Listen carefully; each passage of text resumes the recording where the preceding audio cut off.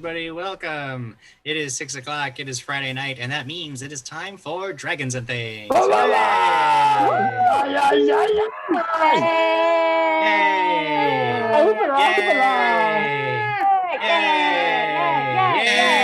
There's everybody. Yay! There we go. I'm done. Magic missile! Magic missile! There we are. There's everybody. How y'all doing? It's good to be here. It's good to see all of your faces. We've got, of course, Lamar back with us, Adam Kahn, Diana, James Chu, and our hero of the week recently, Jared. Oopsie. There he is. Look at him. I would like a recount on those votes. I swear I got at least one vote, Jim Jam. He got all the pickles. Getting one vote doesn't mean you would win the poll. That's not how. No. Because of that, of course, Jared, this is your first week back since you won that award, HEI Employee of the Week. You will be starting this session with a hero point. Yes, correct. Those of you who are wondering what the heck is going on, make sure that you're following us on Twitter at the DAT Network, because we, sometime during the week, we will be posting a poll so that you guys can vote on who the hero of the week is every single episode. And of course, that means that they will get hero points when they come back. So it actually matters, and it's a good thing to do. So there. I don't know. I don't have a whole lot to spiel about before we get into this, so I say we just go ahead and play some Pathfinder. Does that sound all right to everybody else? Yes. I like Pathfinder. Okay. Can we play Pathfinder 2E? Let's do it then. It's happy hour in Cavalosha.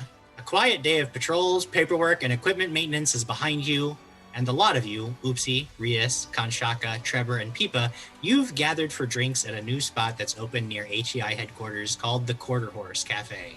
It's a charming enough place, crowded but clean since it's a recent construction, with plenty of specialty beers for those with eclectic tastes.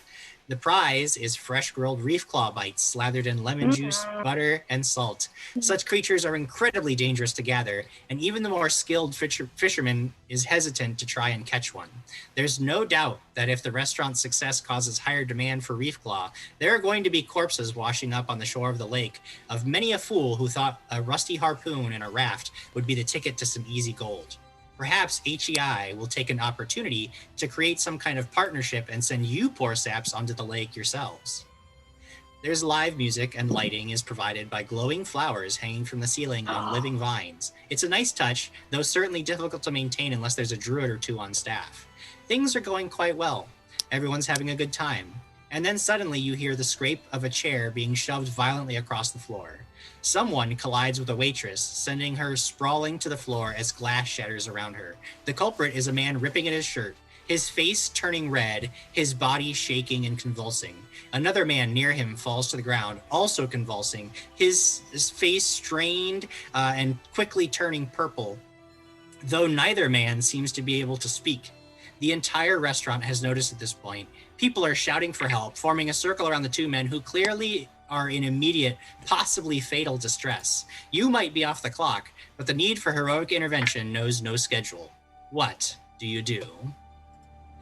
We read comments! Hooray!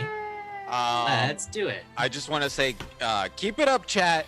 Your hate only fuels me. Oh boy. Are people mad at you still? Oh, yeah. It hasn't been like 2 weeks and still getting that. Although it does look like Crossbones says, wow, no one is worse than Harry Plopper. So at least you're not the worst in someone's mind. He's a great person. But everyone else, they're okay. Speaking of Crossbones, he's already donated $10. What? Sorry, I was talking to Adam Kahn. Apologize. Go ahead. No worries. I just wanted to make sure I wasn't missing something.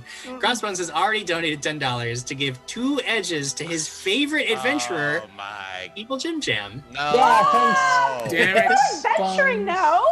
Crossbones, I just said you were great. Ed, not cool. Speaking of Ed, he says, Jared, he loves the shirt. It's Legends of the Hidden Temple. Yeah. Blue Barracudas. Blue Barracudas. Yeah. Silver snakes for life. Yeah, I like the Face. silver snakes. Yeah, they sounded the the coolest. Purple Panthers. No, purple something else. Was it purple Parrots. Panthers? There's the purple Oh, parrots. it's the Purple Panthers. You Yeah, that's what it was. Philistines! You can stream with these The people, purple, Jim. the green iguanas, was it?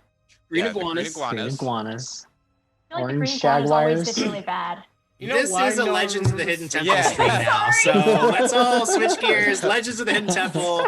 Olmec was great. Those idiots never could get through the temple. I could have built Sorry. that silver monkey statuette in like 3 seconds flat. It's only 3 pieces. There's only 3 pieces, Jim. I'm so sorry. It's my fault. No, it's actually fun and fine. I'm good. Oh, goodness. Farash said, so is Peepa dying today? Excuse you? Wow. Wow. Oh, it's coming out already. Wow. Imp in my head has settled all of this. It was the red jaguars, blue barracudas, green monkeys, Oh my god, you're awesome. orange iguanas, purple parrots, and silver snakes. Thank you. Thank you for that very valuable information. Yes. Crossbones. we As would- soon we as would you be write doing us that. up an SRD, we'll think about putting a Legend of Oh my God, I wanna do it. show together. Yeah. That would Yeah. be fun. If I am ever mugged in an alleyway and they ask me who the characters of Legend of the Hidden Temple are, I now know. So thank you. If you ever get mugged in the alleyway, you have to give them a full pendant, and then they'll let you go. Yeah, like what is this weird the mugging that where like they ask you a riddle and if you get it right, they let you go? Wait, what alleyways do you not travel down to, Jim? Not the right ones, apparently. God. And I'm not putting the people Why salad. is Mug in so many alleys? You guys are the worst. Mama Jim Jim says, "Hi Jim. Hi everyone." Hi, Mama Jim Jam. Hi, Mama. Jim Jim. Hi, Yeah. Mama Jim Jim. Say hi to Daddy Jim Jam. That's right. I bet Daddy Jim Jam is somewhere over there too as well. I wanna shout this out, even though I haven't seen him in chat yet. He's gonna pop in, and we'll be in the middle of something. So I want to get it out of the way. Mhm. So say Gary Bones. Gary Bones. Bare bones. All right, guys. So let's do this. There are 2 men convulsing on the floor of this restaurant, full of shocked patrons. Some are calling for help. Others are scrambling to get away from them as if they might have something contagious. What do? You're all just sitting there at the table. Did they have the special? Cause I'd like to cancel my order of the special. And your request is lost in the panic din of the crowd. Barely anybody notices what you've said at this point.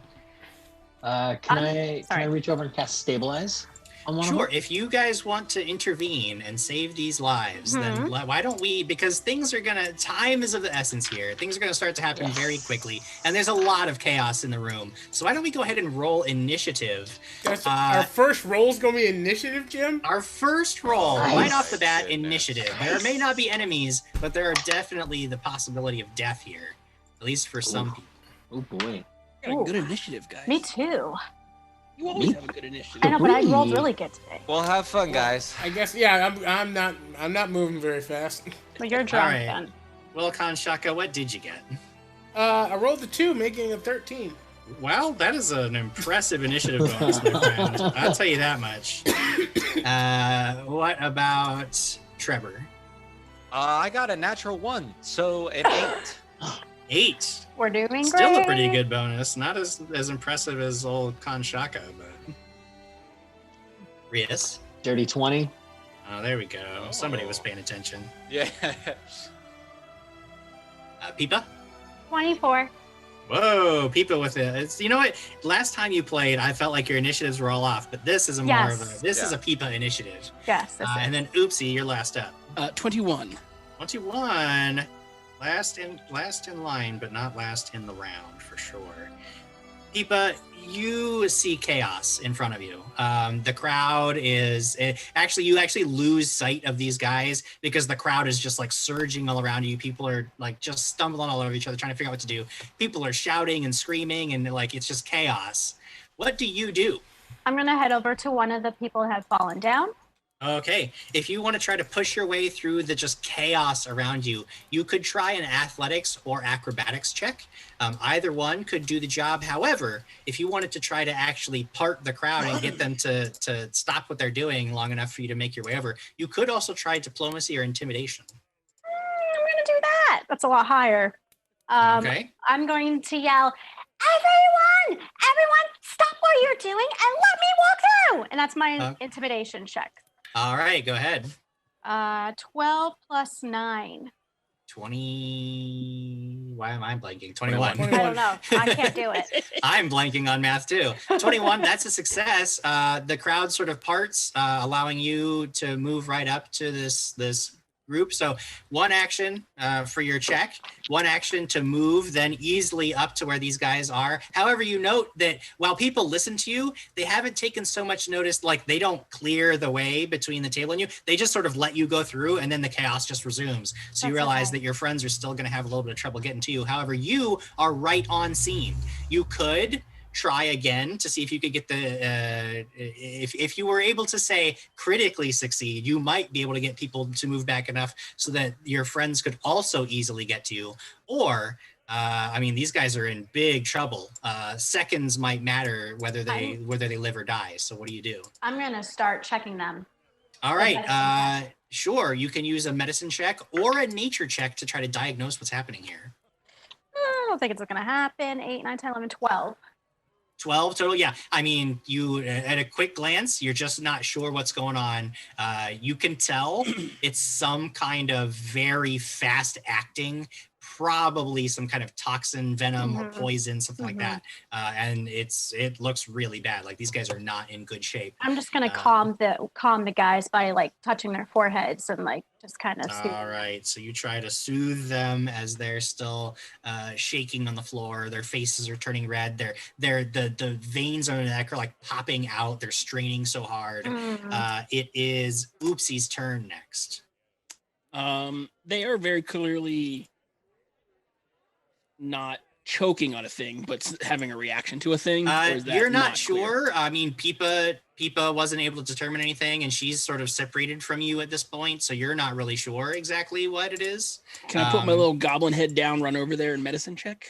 Sure. Again, you athletics or acrobatics to weave your way through the crowd if you want to just try to push through. We're going acrobatics because I have a +9, Jim.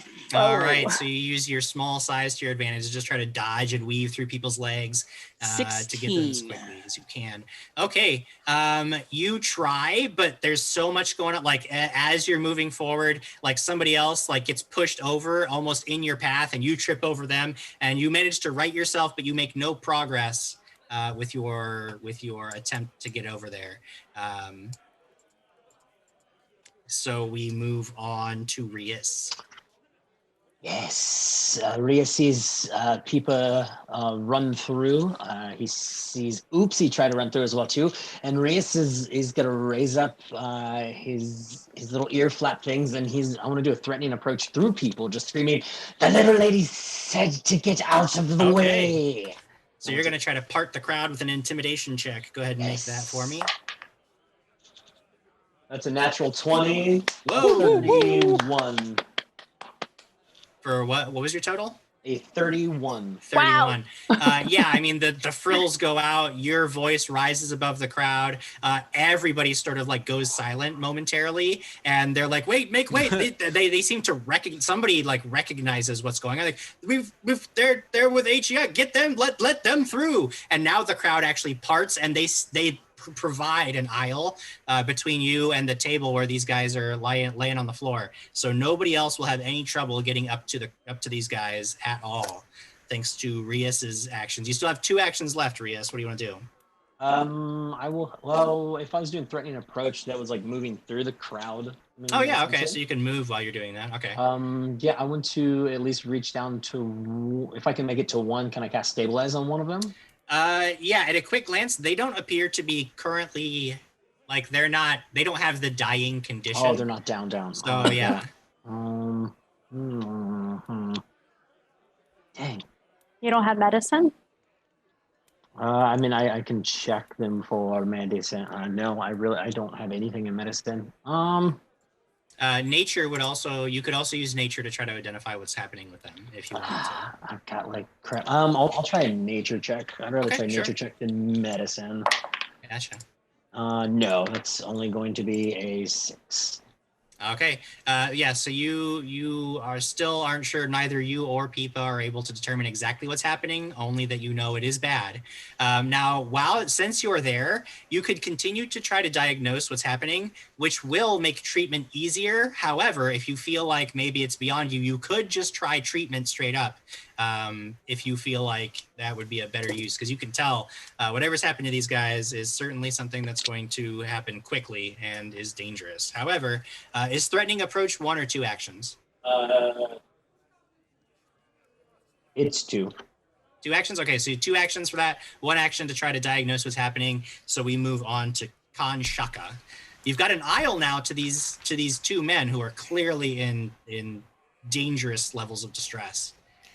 Before all this happened, Khan and Barry were like, Khan was trying to teach Barry how to do like hand games and stuff, like Miss Mary, back, all that. And then after, he just kind of turns around and he lets out a big huff and says, "Come on, Barry," and he just kind of slumps his way over to the dying people and he looks at them and goes, "This looks bad," and he does a nature check on one of them. Sure. That is a 29. Whoa, 29 will do it. You are pretty sure that what you're looking at is an acute case of violet fungus venom. This deadly poison can quickly kill its victims, and even if you survive, it has an enfeebling and draining effect that makes the recovery process quite difficult. That does decrease now that you've identified what you're dealing with. The treatment DC has moved down, so you get a little bit easier to treat now that you know what it is. But you do know that it is very dangerous, and these guys are in big trouble if somebody doesn't help them. These guys got the violet poison thingy. He explains what it is because Lamar has a memory of a gnat. And then I'm going to try to treat one of them. Sure. Flat D20, or what am I adding? Medicine check, sorry. Oof. Sure you didn't mean nature? Put some berries in a bowl? Do you have the feat natural medicine? Do I have the feat natural medicine? Alertness? No. That doesn't sound like natural medicine. It's different, my dude. Cooperative nature? No, it's specifically called natural medicine, which allows you to substitute nature for medicine. But okay. I don't think you got that one then. What about quick jump? No? Okay. Then it's a 13. Sorry. 13. No, you. This is not your forte. You might be able to identify exactly what's going on, but treating it is not what you are known to be able to do. So you are unsuccessful. It is now Trevor's turn. Trevor will be at the table with a meat in his hand and sigh. He's like, "I just can never get a day off, huh?" And he'll push himself out from the table, walk over, and do a medicine check on one of them.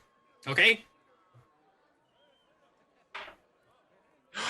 Ooh, that's a 19 plus 1, a 20. None of you have any idea how he's able to do this, but he comes over and he just starts like he pours a little meat in this guy's mouth, and he starts massaging his neck, and he just starts tapping on his chest and listening. You have no idea.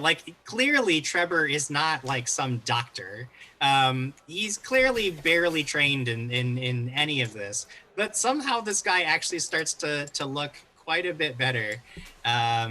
He's not completely out of the woods, but it does look like he won't be getting any worse currently. However, his companion is not so lucky. His companion will suffer a little bit of damage. You guys watch as the convulsing, his skin starts to turn a concerning shade of purple, and he actually starts to bleed from the mouth a little bit. He looks like he's doing a little bit worse. The guy that Trevor is treating actually looks like he's stable. at the moment. Unconscious, but probably won't get any worse. You guys might want to help the other guy. Pipa, what do you do? I take not feather. I take a leaf off of me, and I'm gonna wipe his blood off of his mouth, and then watching Trevor do this pat pat pat pat thing, I'm gonna do the same thing and go wipe, pat pat pat pat. I think this is what you're doing, and then I'm gonna try another medicine check. Well, out of curiosity, are you actually trained in medicine? Yes, I have a +8. Yeah, so you know that most of what Trevor's doing is it's probably mostly luck that this guy is feeling better at this point. so you know there are much more effective things you could be doing. My mead massage remedy is passed down for generations. That's okay. I tried, Trevor. But so, can I roll again, or is that not possible? No, you can. Go ahead and roll your medicine check to treat this guy. Okay, good. 17 + 8. That's a lot of okay.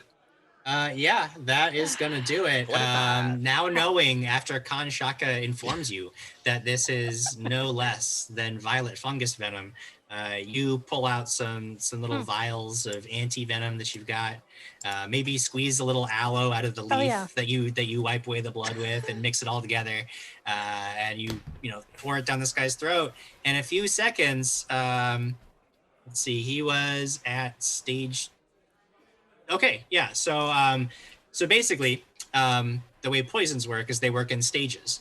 Because last round he hadn't been treated effectively, he moved to stage 2. Mm-hmm. But now that he has been effectively treated, he moves from stage 2 to stage 1. So he still needs help. However, you have given him much more of a fighting chance as we move on to Rias's turn. Cool. Rias's turn. Was it me or was it Oopsie? Oh yeah, Oopsies. I'm sorry. That is correct. Yeah, Jim. Sorry. I get up off the ground. Okay. I walk over, brushing myself off. Look around. They clearly still need attention. Yes. Yes. One guy is still he looks relatively stable. I imagine Trevor is cradling his head in his lap and patting his hair and whispering that he'll be okay. And Pipa is treating the other guy, and it looks like her treatments are effective, but this guy still needs help. Okay. Oopsie's gonna walk over to the one that Pipa is treating.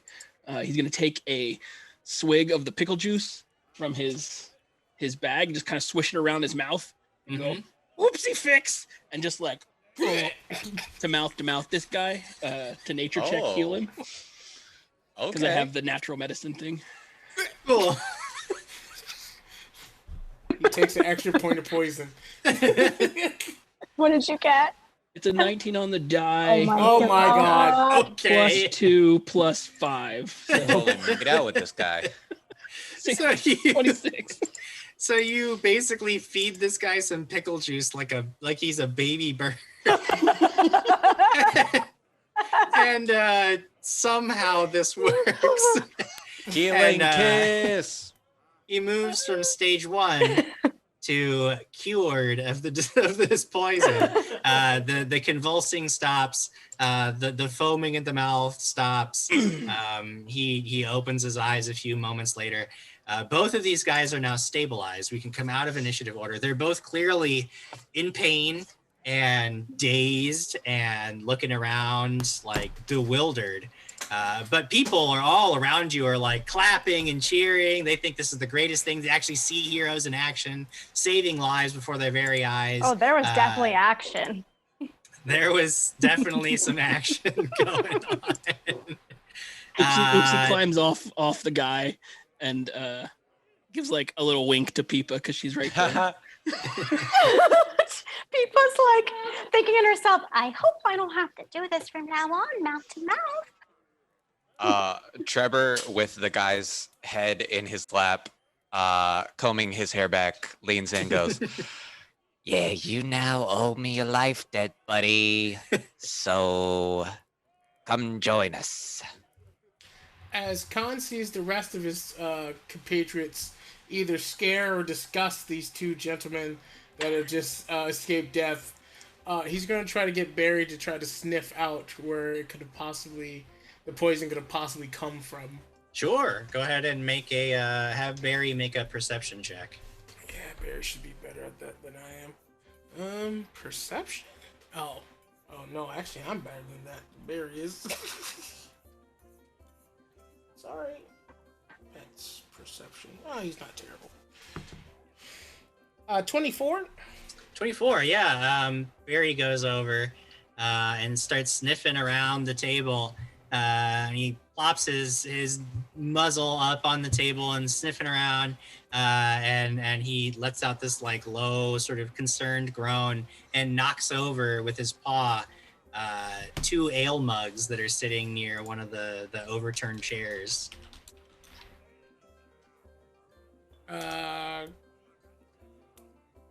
Found the mugs to drink, I'm guessing.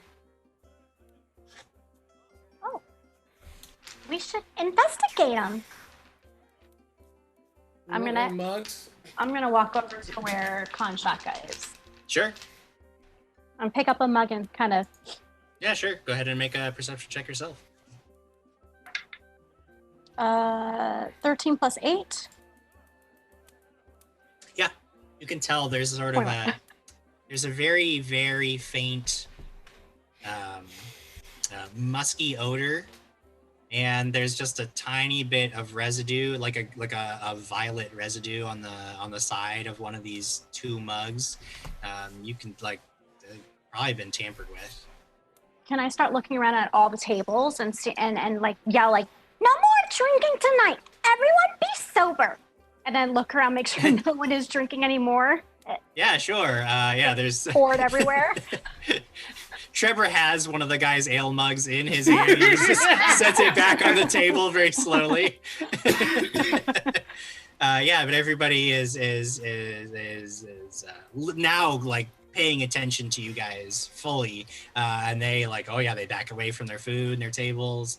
Everybody's like, oh yeah, oh goodness.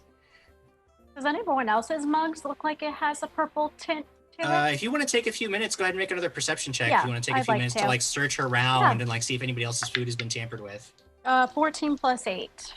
But yeah, you're. I mean, this'll probably be about 10 minutes of you looking around. It doesn't look like anybody else is like you're looking at food. You're looking at mugs. Nobody else's stuff looks like this at all. Like you're pretty sure that it was just these 2 guys, at least as far as you can tell. Without going through literally the entire stock of what the restaurant has. While Peepa's focused on trying to figure out the mug, what's tampered with and what's not, Oopsie's just like walking around with his hands behind his back, like swaying, looking at the patrons' plates that they're not eating anymore. Occasionally, like lean up to one, take off a lamb chop. No, that's good. And he'll circle around. Nothing happens to Oopsie. Like he's picking from people's plates, like nothing happens to him. He doesn't himself become sick and start convulsing or anything like that. He also took a big swig of whatever he did to the other guys. Obviously, pickle juice makes you immune, so yeah. Pickle juice is the most magical thing in this world. I want you to know. By the way, do these guys look special in any way? Are they in uniforms? Are they wearing emblems? I'll do a search check. Make a perception check. Oh, perception, thank God. That is 6 plus 11, 17. 17, yeah. Well, they don't appear to be any kind of uniform, just like regular clothes. They're probably, they're kind of average Joe looking guys at first glance. And as you're like sort of helping them up and like they're leaning heavily on the table, they're still kind of out of breath, shaky on their feet. You do note that both of them have a tattoo on their left forearm. It looks like a woman, a female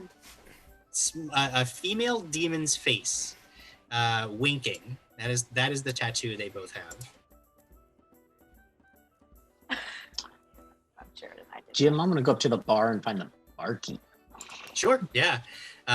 You see, like, there's plenty of stuff. Like, they pretty much, gathered around this. So you easily find the bartender who's just sort of standing there as you come up to him. He's like, "Wow, that was amazing.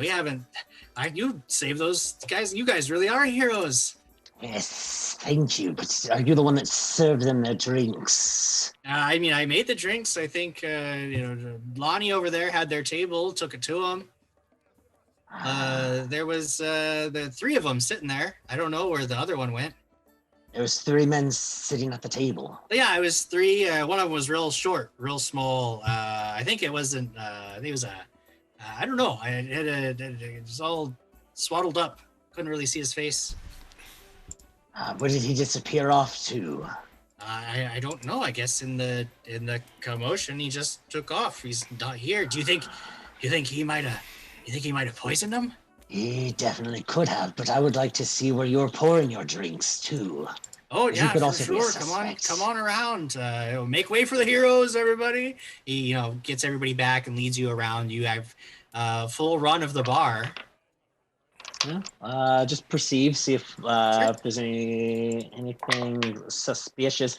That's a natural 20. Jimbo. Oh, I got some new rocks. race dice. So with perception, 26. 26. You are pretty certain that there is nothing back here that's very suspicious. No signs of any kind, any traces of anything that might be toxic. It all looks good. It's really clean. I mean, again, this is a fairly new place. So everything's still very, very clean, very, very new. Nothing that raises your suspicions. It's at about this time as Pipa's finishing her roundabouts and you're finishing your investigation of the bar, that several uniformed officers of the Cavalosian Guard show up. And they begin sort of dispersing everybody. Get back, give these people some room. Now they check in with the 2 guys who are still sort of leaning up against the table. One of them comes up to you, Trevor and Kanshaka, where you're standing, and says, "Well, all right, good work here. Looks like you had this under control, but we've got it from here. You guys are free to head home." Well, yeah. Hold on.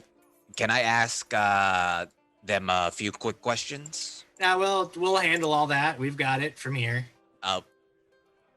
Wait. But We are part Why? of HEI, and we're also on this case too.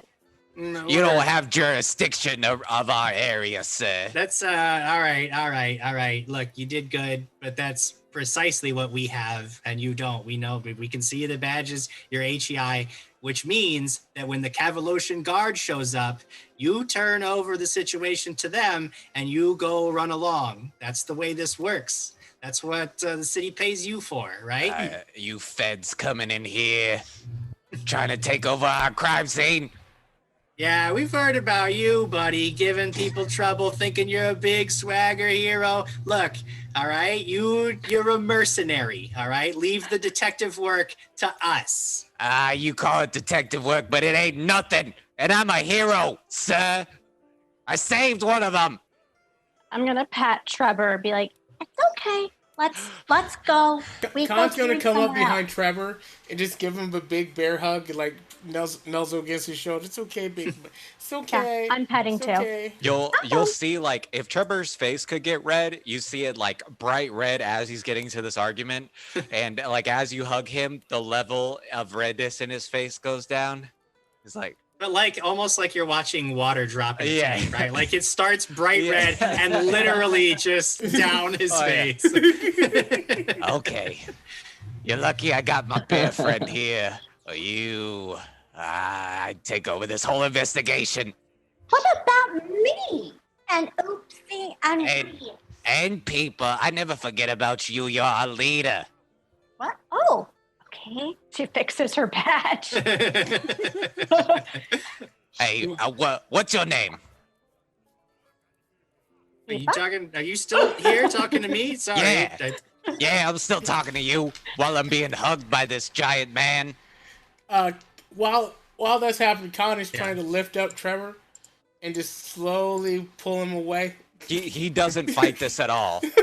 Just You know, come on, big guy. the guy, as you're questioning this guy, he points to the badge. He's like, "It's right here, buddy.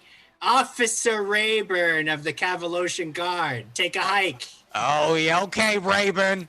You're on my list, buddy. I You're just on cover my Trevor's. list. I just cover his mouth with my leaves. I go. Shh. Oh. You guys Drag slowly Trevor drag Trevor out of the restaurant. While you're doing this, Trevor, why don't you make a perception check? Oh boy. Okay. That's a 17. 17. Okay. You know, it's hard to tell, I but hate that you say could that. swear just as they're pulling you out onto the street, just as the door is shutting, you could have sworn you saw one of the victims pass something real underhanded to the guard, like maybe a little coin purse. Passes it right to the guard. No one around seems to notice, and then the door closes. You catch just that glimpse of movement. You're pretty sure that's what you saw. Oh my God. Hmm? There's something suspicious going on. Wait, does anyone remember his name? I gotta put it on my list. Ray-Ban? Yeah, that's right. Officer Ray-Ban. That's probably right. Was he wearing sunglasses? Maybe. Okay. Wait, did you guys see that? What? One of the people that I saved. Okay, I guess I didn't save both of them. One of the people, I can't tell if I saved him or you saved him, was passing a little gold bag to Officer Ray-Ban. How much did you drink today? I've only had 7 cups. Okay, let's go. That's a Each little. one was Oh. like this big too. That's nothing at all for a gnome. Shaka, you still have him in a big old bear hug, right? Yeah, I do. But while he's saying this, Khan just kind of moves into the side and goes, "Well, I did notice like this really devil lady tattoo on their arms, and it was similar. I mean, it's kind of like the kind of tattoo you get when you want to prove that you're a bad person, but you're not really a bad person, but sometimes you are a bad person. But it's one of those like, oh, sorry, love you, Trevor," and he just gives a quick squeeze and lets him go. Anyway. I want to give Shaka a stick. Draw lady. Draw lady dirt. Okay. Anybody who would like to, hearing the description at least of the tattoos, and as Kanshaka is trying to draw in the dirt, you could make a society check. I was gonna go for religion. I don't have that. This is not a religious thing. It is a society thing. Well, that's not- Does What lore about gang lore? gladiator help at all, Jim? No, not gladiator. One day this will be worth If you have any it. kind of lore underworld, though, that would work. One terrain. No, not terrain. warfare and goblin. So society, I just rolled another nat 20, Jim. That's a Jeez, 25. dude. Yay! Yeah, Rias has had some cold episodes, but not this one, man. This Are one, you he's using on the Norse Nice. Foundry fire. guy? No, I got new dice. They're necrotic dice. You have to check those for weeks. Oh, I've rolled them. I've been playing with these ones the past couple times. Gotcha. They're just rolling better. Well, But with if that, you want with that a check, natural I can 20. tell you that with what Kanshaka describes, and then he draws like a little thing, like the face in the dirt, and I don't know how good at drawing Kanshaka is, but either way, you're pretty sure that that marks them as members of a group called the Lucky Losers. The Lucky Losers own a gentleman's club that is officially on the up and up. It is a legitimate business that people can patronize. However, it is a sort of well-known secret that if you want, say, certain illicit drugs or companionship for the evening, that is a place you could go to procure such things, and that they most likely are still in business and unmolested by the Cavalosian Guard because they pay for the privilege. Ha! I Hmm. love your choice of words. Not molested. They are unmolested. Oh yeah, that's right. I would tell them all that information, and then also the other information that I found out behind the bar. I would tell everyone, yes. So when Trevor, you was shouting at everyone, the bartender told me that our 2 compatriots that we helped, there was actually a third one with them as well. But he disappeared amongst the commotion. Said he was tiny and rather wrapped up. Should we find him? We can question him. Wait, don't we get in trouble if we just take job? Don't we need Lady to tell us to take job? You think we can ask Lady to tell us? So to give you guys an overview on what Oopsie's saying, what you guys know in terms of your rules is that something like intervening when people are in immediate danger, you are always allowed to do. That's called emergency heroic interventions are always allowed. However, you do know that Oopsie is correct, that if you were caught investigating a scene, especially one where the Cavalosian Guard had already taken over, you would probably face some reprimanding from the administration. But that's only if you get caught. Oopsie, you may be too young to go in there. I mean, me too, I think. 26.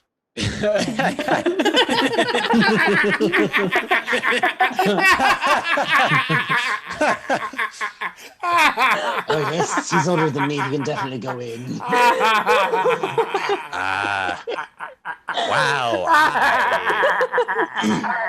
I feel old. Wait, how old is everyone in this group? Actually, he's 7, but it's the equivalent of 26. That's what I thought. You were... Oh my god, how old? Goblins mature much faster. How old did I make Khan Shocker? He's like his. I'm over here. I'm 34. I think I put myself as 16 or 17. Oh my God, people, we're gonna have to cover your eyes. I know. That's what someone else said in chat. Oh, I'm only 24. Okay. Rias, how old are you? 21. Oh, just wait. People, how'd they let you in the bar? He's tiny. European rules, where the drinking age is 16. I haven't really been drinking anyway. People wouldn't drink. She just puts her roots in a glass of water every time you guys do at a table. It's weird. Has her foot up on the table? That's gross.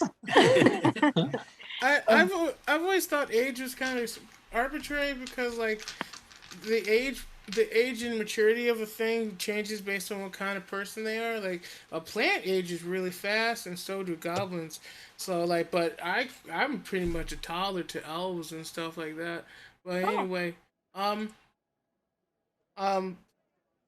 we should be heroes because being heroes is the right thing to do, and I'm not comfortable going to such a place because reasons, but there's no reason we can't just walk in just to check it out. This is true. We are wearing our badges. Yeah, and we are just people. In. Yeah, we're just walking. I'm not really a people. You're a person to us, people. Thank you. Okay. Dylan's only 4 months. Cover Dylan's eyes. Get him with blinders. The lizard head pops out of my shirt. Does anyone have any spare gold? I'm kinda. And he empties out his pockets and moths fly out. Do you He's need I'm money? To get information. Oh, I have These money. people deal in information. No, they deal in drugs. Okay, they deal in stuff, drugs, and rock and roll. But They stuff drugs in rocks and roll them? yes. That sounds Interesting concept.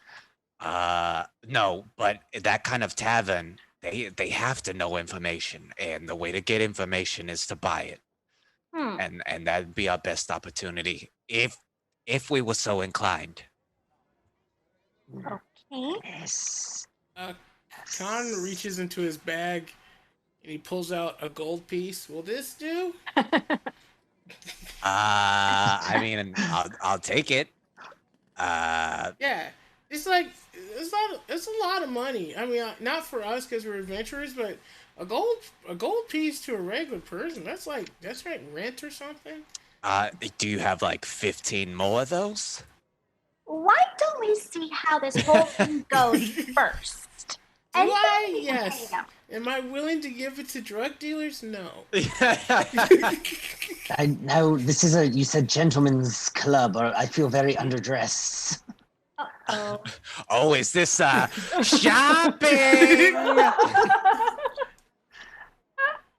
Probably fine going inside just like this. It's okay. Yeah, no. I'll close up my vest. Oh, yeah, top button.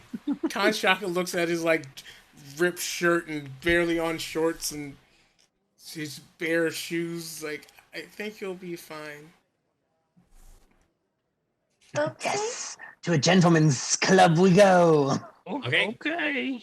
To a gentleman's club we go. Oopsie hesitates a step like behind everyone, like continually glancing over his shoulder. He's very unsure about the unauthorized investigation. That's why I was I gonna would- Indeed, Rocket yeah. Oopsie, you know that if you get caught, you could get in big trouble. They might take your pickles away. Khan's gonna take off his badge Okay. and put in his bag. Mm-hmm. And he goes, "You get like heroes is cool and stuff, but you might not want to wear your badge in places like this. Here it makes you nervous. It's like calling the cops to a party. It's really uncool. Yeah. I don't know anything Yeah. about that, but that I've read it in a scroll or something. I don't know. I didn't even know we had badges.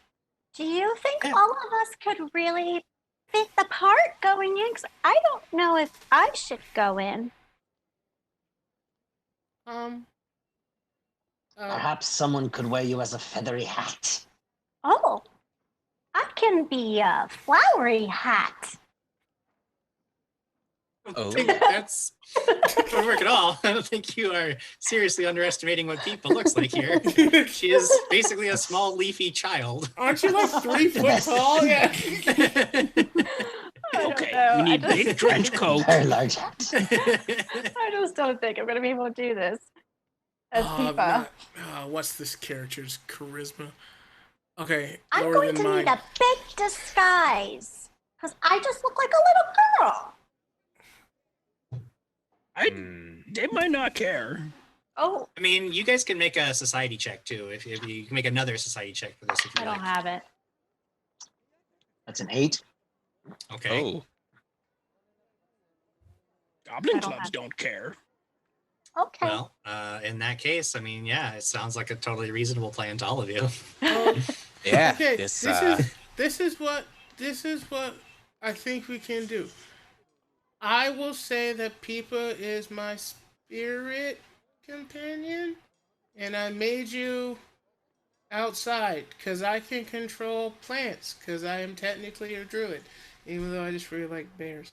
But anyway, then they'll think you're just a magical creature I created instead of being the lovely pile of flowers that you are. Oh. Okay. What do the rest of you think? I'm good with that plan. I'm real glad we saved you, Kanchaka, from that lady. What was that like? I don't know. I found a big flying thing. It attacked me, and then it was pretty much random moments of consciousness and unconsciousness. And then I woke up in a bed, and some lady was like, "Ooh," and then I blacked out again, and then I was getting carried by you guys back home. So I kind of lost that day. So you're a man now, is what, What? I'm hearing. What? What? I've been a man for like 6 years now. Yeah, no, you'll get it you'll get it when you're older, kiddo. All right, fellas, let's continue walking. Okay. That's a good plan, though. You've been probably walking this whole time as we're talking. No, we gotta stop. We're on Kanshaka the just looks to Oopsie. What does I'm a man now mean? I got little legs. You Are come all of you to short except for Reese? Yes. Yes. Yeah, everybody's short except for Rias. I'm 6'6". Oh yeah, you're the tallest. I'm like 3'2". Yeah, I'm like 3'6" or something. Barry's not big enough to carry all of you. You come to a 3-story building. That is there's like a little, there's almost like a little moat with a bridge that goes over to the entrance of this building. All of the windows are like a frosted glass, and there's lights on the other side that create like tiers of color moving up the building. The first floor is all red, and the second floor is a blue, and then the top floor is like a very light purple color.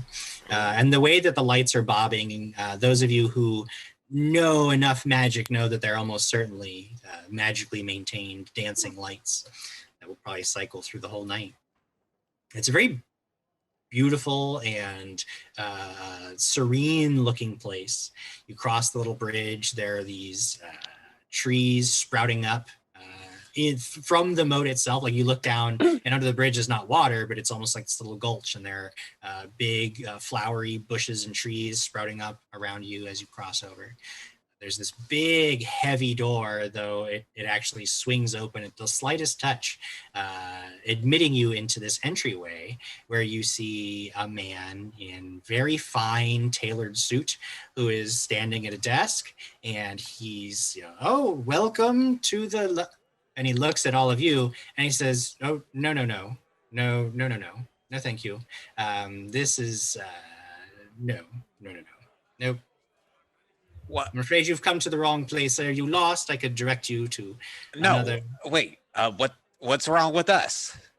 It's your attire, sir, and also the blood-stained sword that is sticking about 6 feet up off your back. That is simply not. Also, the bear and the one we believe is a plant child of some kind. It's just this isn't quite. No, actually, that's a summoned creature from our druid friend over here. Well, creatures of summoned sorts are also not allowed on premises. Thank you for your interest, though. How much is this going to cost us? No, I don't think you understand. I believe that this just maybe isn't the establishment for you this evening. Come back when you are more properly attired, perhaps. We can. So I was underdressed. Also, as a reference, if you ever do decide that you wish to patronize this establishment, we do not allow weapons of any kind for our guests. So you will have to leave those at home. Oh, leave them at home. You don't allow them here at all, like at your front desk. No, we do not hold any of your items. Isn't there like a coat check-in? No, there is not. Oh. I see. Well, I personally have a great need to go inside of such an establishment, so I am going to go home and adjust myself so that I am appropriate for this place, and also I will leave my bear friend at home. That sounds like just the thing, yes. What's your name? Barnabas. Barnabas. Okay, buddy. I'll be back to talk to you. Trevor, let's be nice. No, I am. I just wanted to talk to him with a friendly conversation. Okay. Well, Oopsie's already like half a block away. Doesn't want to be near any of this. Yeah, Conshock has already turned to walk away, and he's very sad that he has to leave Barry by himself. All right, we just need to come up with a plan. Wait. Let's Let's leave. Go home, put on your nice clothing, come back, investigate. I'm gonna walk out. Yeah, I'm I figured we was already out. Sure. I'll backtrack, like not breaking eye contact as I walk backwards. Barnabas is he keeps this serene smile on his face the whole time, looks you dead in the eyes, doesn't seem at all fazed by you. He waves as the door closes as you're leaving. Oh, that guy's pretty strong. You're pretty strong. Oh, I meant your personality.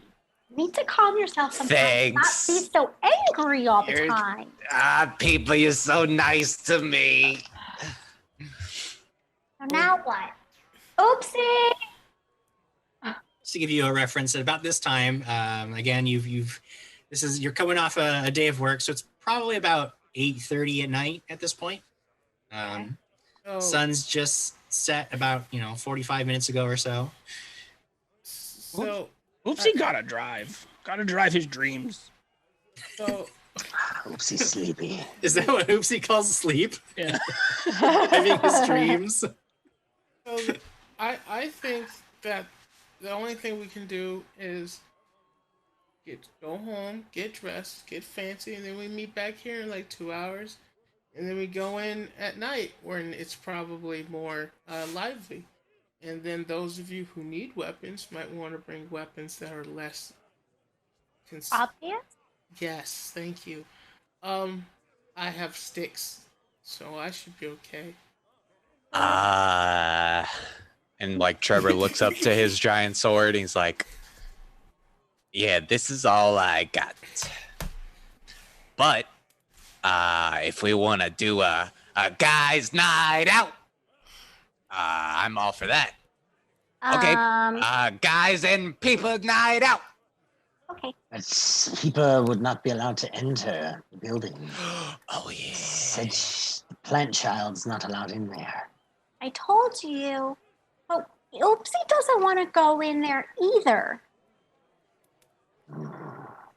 Unless Oopsie and I stay outside in case. You stay. Oopsie, go home. Oopsie, No. go under laundromat. Oopsie, no. Stay. Well, there's another option. What? You guys can sneak in through the back. Ooh. Why not go talk to Lady at HEI, get assignment, and then be allowed to do things? This is a good point. Then we crush skulls. I'm sorry. I've been Okay. I've been hanging with Lady Fenray too much, and we keep doing things. She's a bad influence, huh? Bad influence. We've been doing things off the grid every time her family's involved. I keep forgetting that there's a way to do things. Family bad influence. Family bad influence. Oopsie speaking my language. I'm all for cracking skulls if we're allowed to. That's fine. We at least went over and we investigated it at least a little bit. We got some information, more of it. Would have been terrible. We get the information, then we get there and it's like, oh, now you have to go and change. So then we have to go and head home. It's already late enough that we can go home now. We'll speak at the office either later before we all go home or do it in the morning. We just wear nice clothes to work tomorrow. Yes. And then maybe go from HEI head to over to Lady Place. Yes, the nicest of clothes. Yeah, Maybe I can create a disguise to make myself not look like a little girl. Mustache. Mustache. That'll do it. I wasn't ready for mustache. All right. So with your plan in place, you decide to call it a night. You all sort of disperse, making your way back to your homes, knowing that perhaps the next day will provide you an opportunity to further investigate this. Because after all, you are heroes, and you know that there is something going on that you want to get to the bottom of. The night passes uneventfully for most of you, and the next morning, you all head back into work. Almost immediately, when you enter the offices, you are rounded up by the administrator, the half-orc Lakaya Reshpun, who leads you towards a conference room. She appears to be in a good mood, so Oopsie, you don't imagine this could be anything bad. Probably didn't get caught. When you walk into the conference room, you see that two men you rescued from the night before, along with a portly older man in very fine clothing, smoking a silver-handled pipe. This man smiles when you enter and rises with his arms outstretched as if to hug the whole group of you. Says, "My heroes, I hear you saved the lives of my two boys here. They might not look like much, but I appreciate the service all the same. I wanted to come down and reward you personally. But I hear you aren't allowed to accept tips. So I've got the next best thing, a job. Are you all available for a little bit of paid work? Bringing a nefarious poisoner to justice? Yes. Sure. Yes. Wait, since when are we not allowed to accept tips? The administrator looks at you. Is like, well, since you signed the contract to become a licensee, you get paid Trevor. by us, Um, and you don't accept tips on the job, right? Trevor, you're Oh. silly. Trying with your comedy this early in the morning. Yeah, I'm sorry. Have not had my morning mead. Oopsie will find poisoner, but first, finish this hug. And he goes and hugs the big guy. Aw. And the big guy oh, there, bring it in. You saving lives. You guys are really heroes. I really appreciate the work you do, keeping all of us old men safe. Now, my boys, Harris and Floyd here, they're going to answer any questions you might have about the attempt on their lives. I'm just here to provide my gratitude and the funds for this endeavor. I leave you to your good work now. Have at it. Begin your investigate away. And the guy just sort of sits back down in his chair and motions for the two guys who are still looking a little pale, a little weak, to answer any questions they have. You answer them, and you answer them fully. We want to catch this guy, don't we? The two men, Harris and Floyd, sort of. All right. They look. I mean, they're pale. Sunken eyes, clearly still feeling the effects of the poison from last night. But they also look kind of like. Maybe they're just tired or, grumpy for whatever reason, but they sort of pull their chairs up to the table as you all take your places. Who do you both work for, and what kind of company is it? We work for Mr. Pearlywhite here. And what does he do? And at this point, the old man sort of says, I own many businesses, many establishments in the city, my hand in a lot of different pies. Okay, tell me the name of your pies then. Well, I own there's an import-export business called Pearlywhites. And she writes this down. My main source of income. Of course, you may have heard of the Lucky Losers Gentlemen Club. I am the proud owner of that establishment. Mm-hmm. Various other small concerns, investments here and there that provide some dividends so that perhaps I can retire in my old age before I keel over on the job, Kanchaka has a question for you. Yes, sorry. Hi, my name is Khan Shaka from the Shaka Khan. Anyway, does all of your employees need to get those tattoos? And who was the third person that was with you guys that night? Well, in terms of the tattoos, I will answer that question, which is no. That is something that they have all chosen to do themselves. You'll see, I don't have one myself. That was a bit of fun that I chose not to discourage amongst my employees. If they feel a sense of camaraderie, then I leave them to it, and whatever makes them a better team. In terms of who the would-be murderer is, well, boys, answer the question. This is why we're here, after all. One of the men sort of leans over across the table. And he says, look, all right, we were having a chat with this guy we know. His name's Marnie Skritz, all right? You'd be able to pick him out in the crowd real easy because he's a rat-looking guy, like literally a rat. He's a rat guy. He's a rat, or rat folk, I think, So Skritz, he has a house in the Low District. If you're looking for him, he's a really weird guy. He's always messing with chemicals and stuff. So this poisoning deal, this is his alley. No two ways about it. That's who you're looking for. Is there any way we could talk to the two boys without you here, sir? Of course. No offense to you. No, I just you are the hero. You do this kind of thing all the time. You know, detective work is your forte. I don't want to step on any toes here. I'll just head on out and see if I can find myself some strudel. I heard there was some free strudel for clients. Isn't that right, Miss Reshpun? Which says, oh yeah. There's, I'll take you out there. So the administrator actually leads Mr. Pearly White out of the room, leaving you alone with these two. I didn't know about no strudel. Me neither.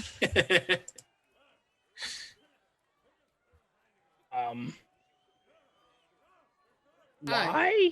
Yeah. Oopsie wants to climb up on the table. Okay. Look him in the eyes. Mm-hmm. And go. Why this guy want poison you? I don't know. Maybe these rat guys are just violent. Maybe I don't know. Maybe he's a troubled individual. I can't say why he would do something like that. That sounds, we thought we were going to discuss some business. We thought we were going into some kind of business, and then it comes up and he poisons us. It's a real tragedy. It's a good thing that there's heroes like yourselves to take guys like that off the streets, right? Can I do what the equivalent of a sense motive? That would be perception. I would like to roll a perception again. I love that. I love that it's just perception. It's great. Only 14. 14. You get the sense that this guy's, he's just telling you his story. What business did you have with him? As you heard, Mr. Pearly White, he's got his hands in all kinds of pies. We thought, this guy, he makes a lot of fizzy concoctions and stuff. We thought maybe we could get a supply of that for, he wanted Mr. Pearly White wanted to throw a party. So we thought, some fizzy cocktails would be right up our alley. I want to do a perception on that. Sure, yeah. You need pickles for good parties, obviously. 16. 16. You get the feeling that there's probably some stuff being left out. It's difficult to tell whether it's like he's lying to you maliciously or there's just maybe some things he doesn't quite want to tell you, but he's definitely being a little evasive for sure. Look, I know you're not telling us the whole story. We did our job and our duty to make sure that you guys are here today to be able to even talk to us. So the least you can do is be honest and tell us what's going on. We're being honest. Marnie Skritz, we were having a chat. We get sick. He takes off. Clearly, he poisoned us. Why he would do such a thing, I don't know. Maybe he's got a grudge against Mr. Pearly White. I don't know. What we got to say, Peepa? Can I walk over to one of the guys and reach my hand out to shake? And while I'm shaking, can I cast Charm? I'm going to introduce myself. Make a stealth check to see if you could cast it without being detected. No. 13. 13. Yeah, you walk over.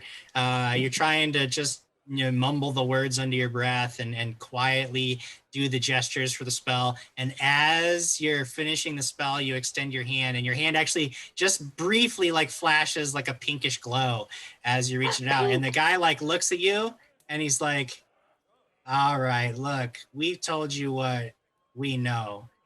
You're getting paid. You gonna go get this guy or what? Can I ask then a question? Can you give us entryway into the gentleman's club, please? Or how can we get in? Look, if you want to go into the Lucky Losers Club, you just gotta, you just go when it's open. It'll be open tonight. And you can't go looking like that. You gotta look real nice. But you want in. I'm sure Mr. Pearly White will give you free entry on the house. You do, after all, he seems to have taken a shine to you. Oopsie wants to slam his fist on the table and go, what you mean people not look nice? I'm just saying, in the armor with the weapons and the stuff, they got rules over at that place. You don't let, you gotta just look spiffy, As he mentions spiffy, everyone notices that Kanshaka is actually dressed to the nines. That's what the agreement was. And so his hair is all well done. He's all cleaned and stuff. His fingernails are trimmed. There's no bear. And he's obviously miserable. Oh my God. Kanchaka, you look hot. Thank you. Well, I don't know how I'm going to get in because I just look like a child still. Again, tonight, I'm sure Mr. Pearlywhite will, I will let Mr. Pearlywhite know that you want to take some rest and relaxation time at the Lucky Losers Club. I'm sure they'll let you in, But, I'm starting to, last night really it took it out of me, right? Right, Floyd? And Floyd's like, oh, yeah, throat's so sore. Somebody was just, like, digging into it with their fingers. I don't know. It's really, it hurts. I gotta... we're getting real tired, so good luck getting this dirty rat, right? Right. Lloyd, I saved your life, so you do owe me. I better not find out you were lying. Well, I mean, you are getting paid to do this job, are you not? Money doesn't mean a lot to me. Be quiet, Viva. This is the guy constantly asking other people for money. It's a ruse. Khan just slowly stands up. Where is this place again? Floyd takes a piece of paper out of his pocket and he grabs a pen off the table, scribbles an address down, slides it across. Says he lives over in the Low District. You can find him there. Thank you. Perfect. He just takes the piece of paper and mopes his way out. You guys, You think we could stop by the Strudel to talk to the boss man real fast? Yeah, we need to get in there. We can, but he's probably just gonna tell us, go get the guy. That's what I'm paying you for. We'll just get we'll get a little bit of a VIP treatment for the club tonight. I want to go to this stupid club. I just want to get out of this outfit. It's good. Do you need a hug? Do you need a hug, Kanchaka? No, I hate it. My parents like when I dress like this, and I can't look like. Why do people? And he just moves around. It's it's well tailored, so it fits. But it's why are my arms trapped? Why? Kanchaka, you look very handsome, and I'm sure one day you're gonna find a girl that's really gonna like this look every once in a while. So I think you look good today. You'd be surprised how few girls like theirs. Is the Low District walkable, Jim? Or yeah, you can walk there. Yeah, no, you could. Well, you certainly could. There's plenty of. What's that? One time we had to take a boat. You take a boat to get to Stay Hill Village, which is across the lake. Yes, but the district in the city is pretty easy to get to. I did want to talk to Pie Man real fast. Okay. Sure. You head over to there's sort of a client waiting area where they do indeed have coffee and tea and strudels and cheeses and fruit. And you find Mr. Pearlywhite is telling stories to the administrator. He sees you come in. He's like, oh, well, were they cooperative? Were they good boys? Yeah, they were real good boys. They let us know that Marnie Skritz lives in the Lower District. We were wondering if we could talk to you over here real fast. Sure, you can talk to me over there. Hold on now. He lifts himself up off the chair, waddles over to you. He's got strudel in one hand and a cup of coffee in the other. Looks down at you. So what can I do for you? Anything to make this job easier on you. We want to get that nefarious Marnie Skritz off the streets before he hurts somebody else. Yeah, we're gonna make sure he gets taken care of. But first of all, we need entrance into your club. Are you looking to do a little nighttime investigating? Yeah, but we need all of us to be able to get in. And he looks at people. Worry. Yeah, so if you could let Barnabas know. I'll put in a word, let you all in. You'll get the star treatment. Oh, Perfect. Thank you again, Mr. Pearly White. That's everything that I have to do. If anyone has any other questions for you, don't leave town. The normal spiel. Jim, did the boys follow us at all? Because I was waiting. No, they haven't accompanied you here. They're actually they walked through the halls sort of behind you for a while, but they didn't come into this area. They stayed out in the main lobby. There's some benches by the main entrance. They're just waiting probably for Mr. Pearly White to finish up his business at this point. All right.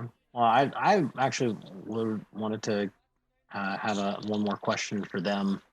Mm-hmm. I would go up and ask one of them. So, question, after we left, the guardsmen were there. Did you get any information from them? Well, no, they're useless, right? I mean, that's why we had to come to you guys special. They don't know anything. All of a sudden, they can't go after somebody. They don't know this Marnie Skritz guy. They don't, they say they'll look into it. I mean, what, 3 weeks from now when he's already probably poisoned some little kids trying to drink juice at their mama's table?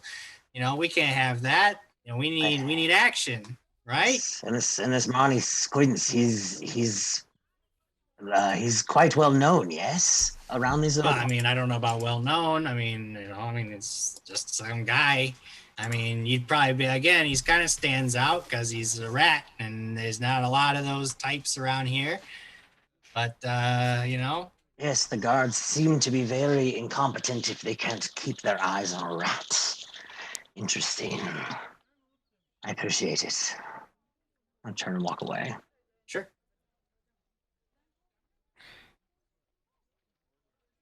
The lower district, Jim. To the lower district. So you gather yourselves up, get your equipment ready.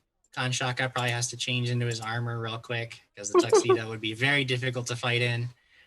You make your way down to the lower district. With his bear. He now has bear. With the bear, of course. Skritz lives in a rundown single-story house on a street full of the same. Armed and armored as you are, you draw attention from some of the locals, but no one really messes with you. Nobody tries to get in your way. Everybody knows, stay out of the way when HEI is on the job. The house is pretty nondescript, except that you notice a few wide metal pipes sticking out of the roof like chimneys, like a whole clump of them. What do you do? Going up on that roof. Look at them chimneys. Okay. Oopsie immediately walks up to the house and begins scaling the outer wall to get to the roof. Go ahead and make a athletics check. Dragon the Thing logo. 26. 26. Yeah. I mean, yeah, you scamper right up. You are now on the roof. You get right up to these pipes. There's several wide metal pipes. There's some blackened around the edges, so probably letting out smoke of various kinds. But there's also like some other weird like multicolored residues on different ones. Like they're all like slightly different. One of them has this like thick patina of like a greenish crust right around the edge of the pipe, almost like corroded copper, but this is much thicker and like when you like pick at it, it flakes off very easily.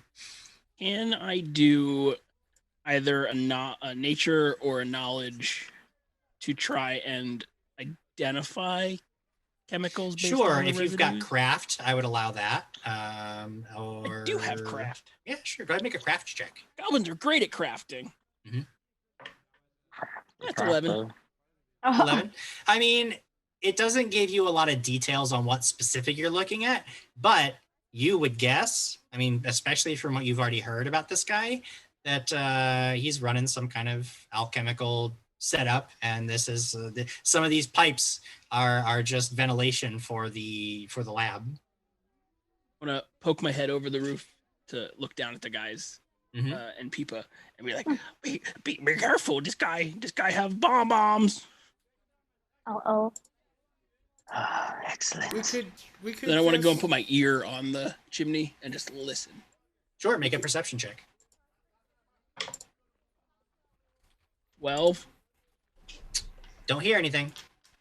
Cool. I'm going to No. continue listening whilst Okay. they make initial contact. Now, Go ahead, hear me friends. out. If we're sure he's in here, we could just set his gas on fire and explode and take care of the situation. Oh my god. And I thought I was bad.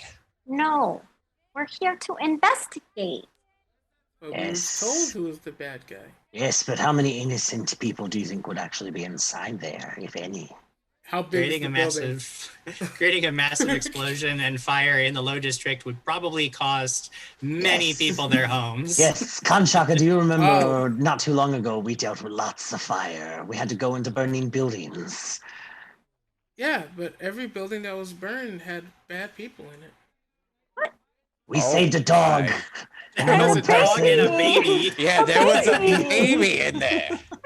Or even Baby one doesn't of know if those- it's bad or good yet. It was a really bad baby. Or any of those bears. No, it was a dog. Okay, I know where your alliance lies. How do you know there's not a bear in there, Kanchaka? I know. And at that point, Trevor gets real mad. He's like, I forgot to ask them about the coins. I know you did. Peepa, I told couldn't you about metagame. it. No, you didn't. Yes, I did. I told you when we Oh. got outside when Kanchaka was hugging me. Then I messed Speaking up too. of people about the coins, Scott Denuzzo Ooh. gave me a bit boss point many moons ago. Aw, hi Scott. Nice. Thank Thank you, you. Scott. 2 hero points on the board. That's pretty good. Nice. Yeah. Also, want gonna to need say 'em. thank you for the follow to Reckless King 199 and Haversham Knights. Thank you for Thank following you, us. guys. Nice. Looks like we've got a resub from Torgurnka as well. 7 Nice. Burger on the in board. CA. Thank you. Okay, Torgurn, I'm gonna California. always just say it a weird way because I want Unca. At least you can say 199 the correctly. to. Are English are is these a- chimneys spewing forth stuff? Currently, no. Okay. Nope. Because if they were, I would not keep my head there. I'm just wondering. Yeah. How big is this building? I guess it's probably a couple of rooms inside. It's not very big. Well, Small single-story we can house. still just kick the door down and shock and awe. Oh, you mean punch the door down? Yes. And you know who would like to destroy the door. What Yeah. about a back door and do a surprise attack? I'm already at the door. And I've stayed on the roof. And with that, Trevor is going to punch this door down. Okay. Trevor, go ahead and make an athletics check. You have any idea how unstealthy bears are? Very.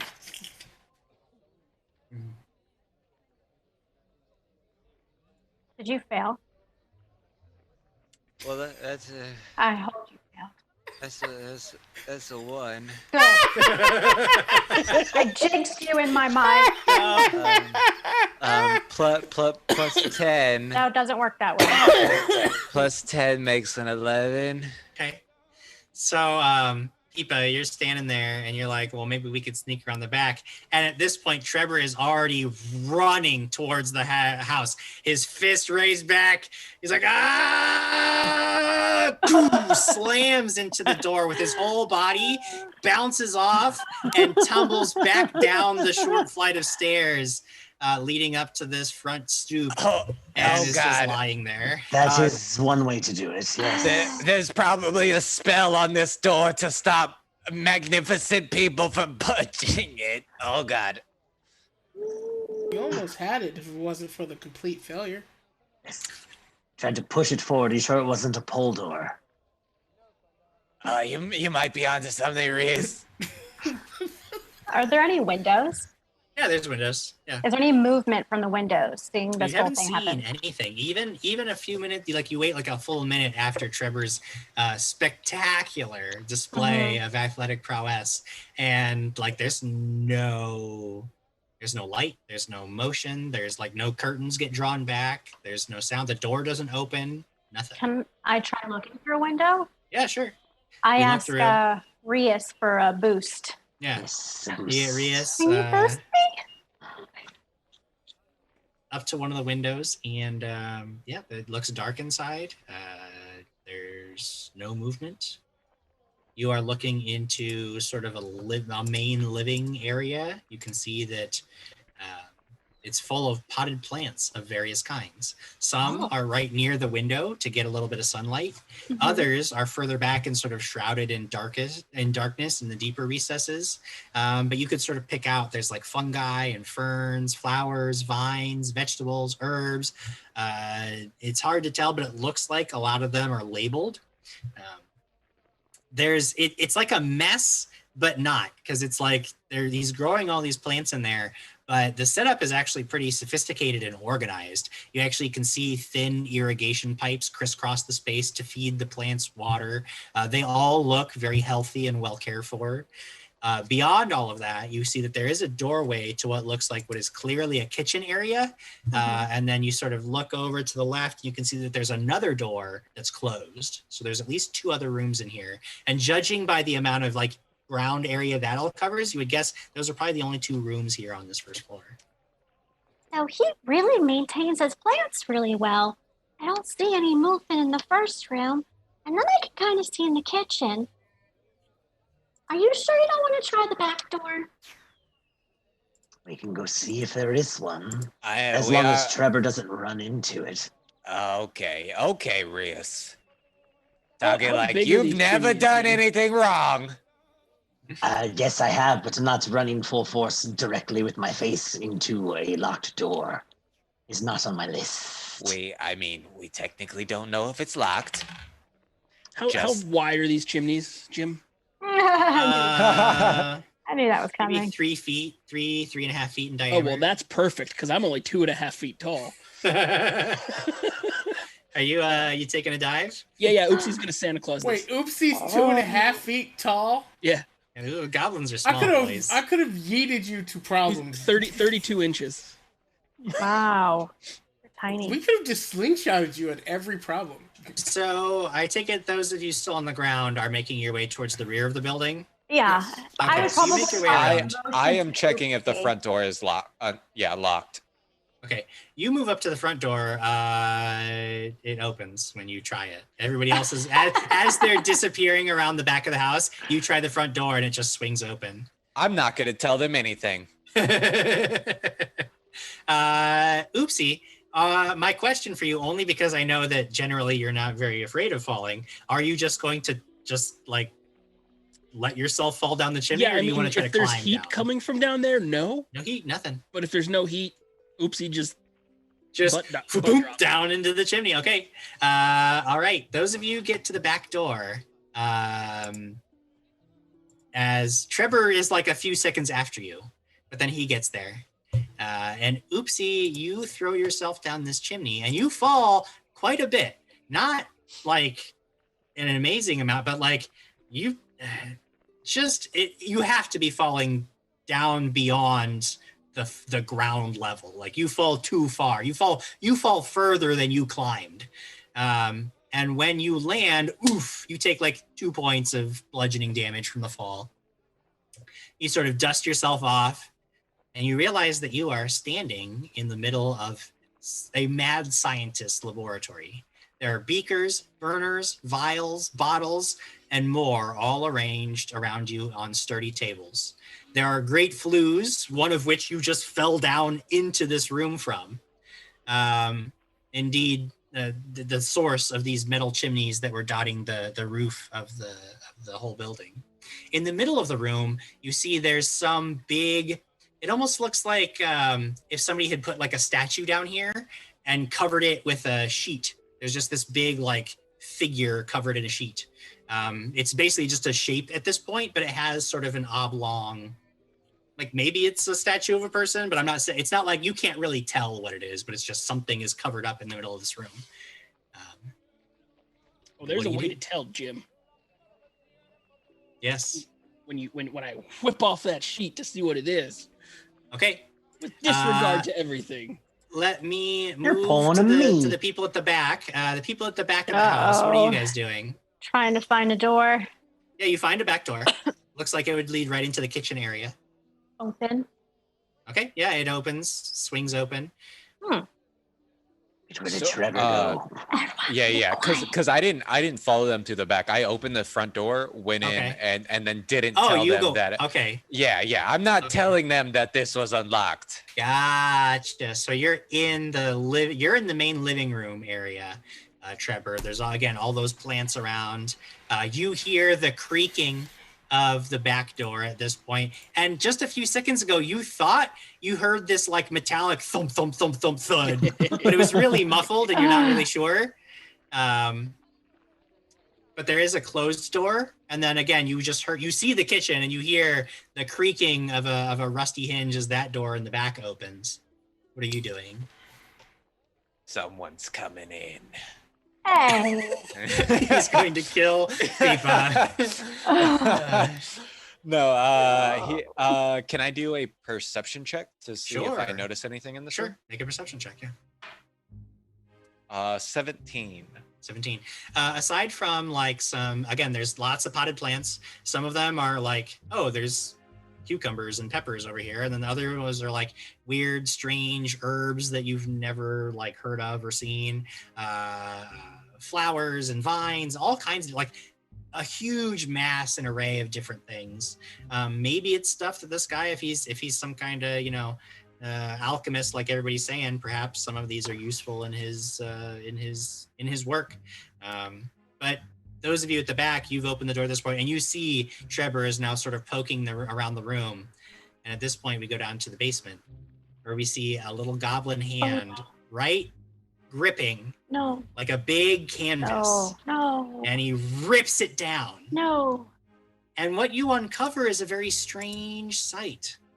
It is a huge, like, purple, fungal growth. Oh, no. About 5 feet tall, sprouting from the floor. And as soon as you rip the covers off, it begins to move with these whipping tentacle flagella that reach out towards you because it is time to roll initiative. You have uncovered a horrible fungus creature. You just found Tui. Audrey 2's down in the basement. Jim, are we all rolling for initiative or just you two? Yeah, everybody's gonna eventually be involved in Right. this. Okay. Great. Oh, I don't He hear may anything. die. So for No. initiative for us, Jim. Yes. I rolled a 19. Khan Shaka got a 19. 11. I got an 11 too. Wow. I think my perception's higher. Yeah, though. yours is higher. Than 8. Yes. What about Trevor? 21. 21 for Trevor. Oopsie. Non-natural 20. Unnatural 20. Well, it's interesting that you got an unnatural 20, Oopsie, because I got a natural 20. Oh no. And this creature just lays into you with these whipping tentacles in an all-out assault that we will resolve after the break. Time to take a few minutes away from this. Oopsie, no! See y'all in just a few. Oopsie doopsie.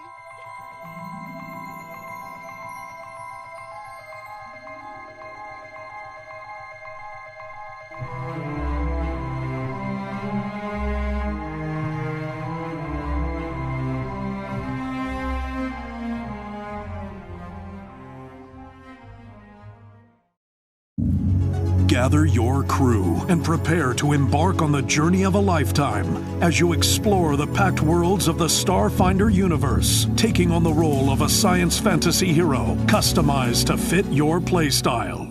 But danger lurks amongst the stars.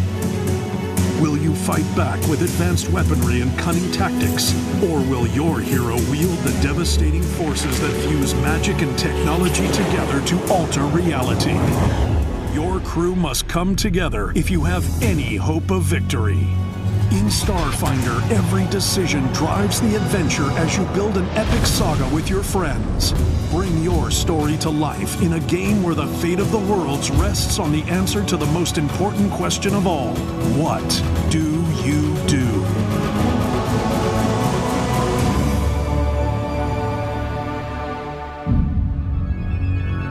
Begin your journey into the Starfinder universe today with the Starfinder Beginner Box, now available at Paizo.com, your local gaming store, and anywhere else adventure can be found.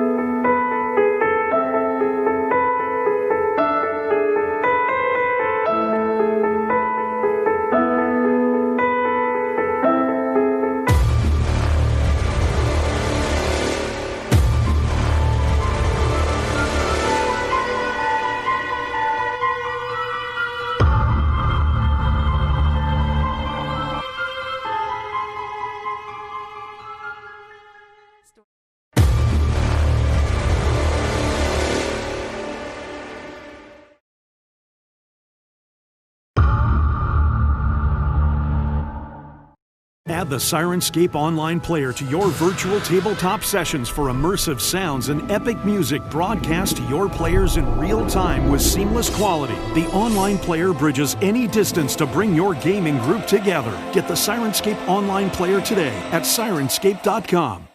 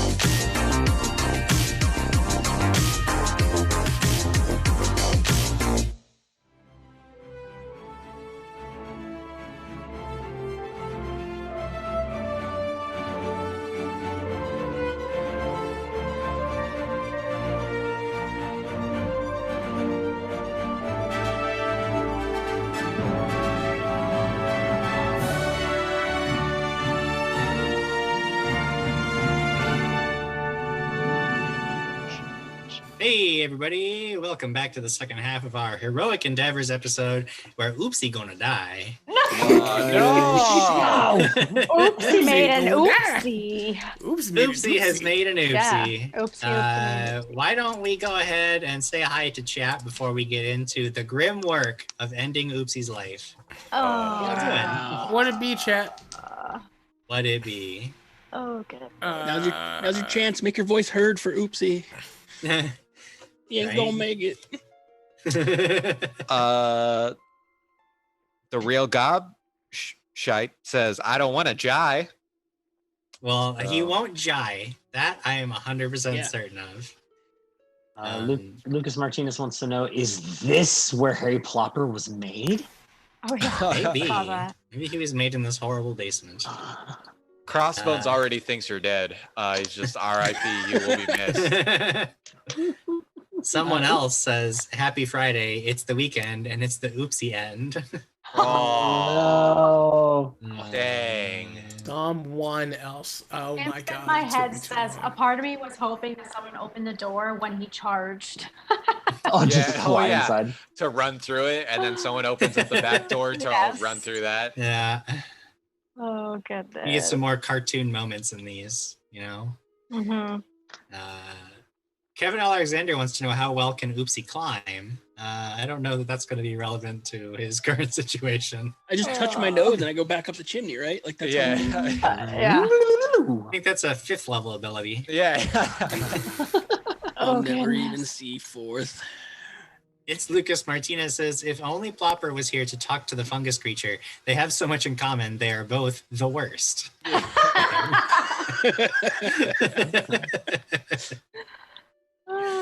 Into my head was also saying earlier, strudel is for closers. I like that. See, if Oopsie would have had the strudel, he would have died with a full belly. It's true. We assume that he's eaten several pickles on the way over to the house. So He was probably eating one as he was falling down. true. He probably popped one in his mouth right as he jumped in. Well, we stalled. It's time. It's time for the first round of combat to begin. This creature moves incredibly fast. As soon as you whip the canvas off, these tentacles come snapping into your flesh. It attacks 3 times in quick succession. Oh, The first no. one only hitting an armor class of 13, so that one's going to miss Oopsie. You got lucky on that one. Yeah. Perhaps it just was its instinctive reaction wasn't enough to overcome your reflexes. The second one is only going to get an armor class of 12, which is also going to miss. Not really rolling hot on these. I need some of Rias's dice. The third strike is going to hit armor class 9. That is an incredibly poor showing. Wait, did you say 9? 9. That would be Oh, critical miss. A critical Because I am failure. AC 20. AC 20. So yeah, Wow. this is just these tentacles snap, snap, snap all around you. It seems to be reacting on pure instinct, pure reflex, and you actually managed to sort of like cover up and duck out of the way from all of this. Your own training sort of kicking in as we move to Trevor's turn. Now, Trevor, I would like you to make a you don't actually know that anything is wrong currently, but you're in the room. You're poking around in the living room. You look back. Your friends have just opened up the door. What do you do? well, if I don't know that anything's wrong, Let me put it this way. If there's nothing else you want to do, I will say that you could spend actions as perception checks until you would notice something's wrong. Unless there's something else specifically in this moment that you want to do, like I want to open up that other door. Sure, you walk over to the door, you open it with your second action, and you are looking into what appears to be a ransacked bedroom. You have one more action left. You want to do anything? No, I'd probably do a perception check. Okay. Go ahead and make a perception check. Dirty 20. Dirty 20. You know, a moment ago you heard that like metallic clang, clang, clang, and then a thud, and you thought it was like maybe even coming from a neighbor or something, like it was so muffled. But then you hear this distinct, like it's still muffled and distant, but definitely like somewhere in the house, there's like this muffled like whip crack sound. It happens 3 times in rapid succession.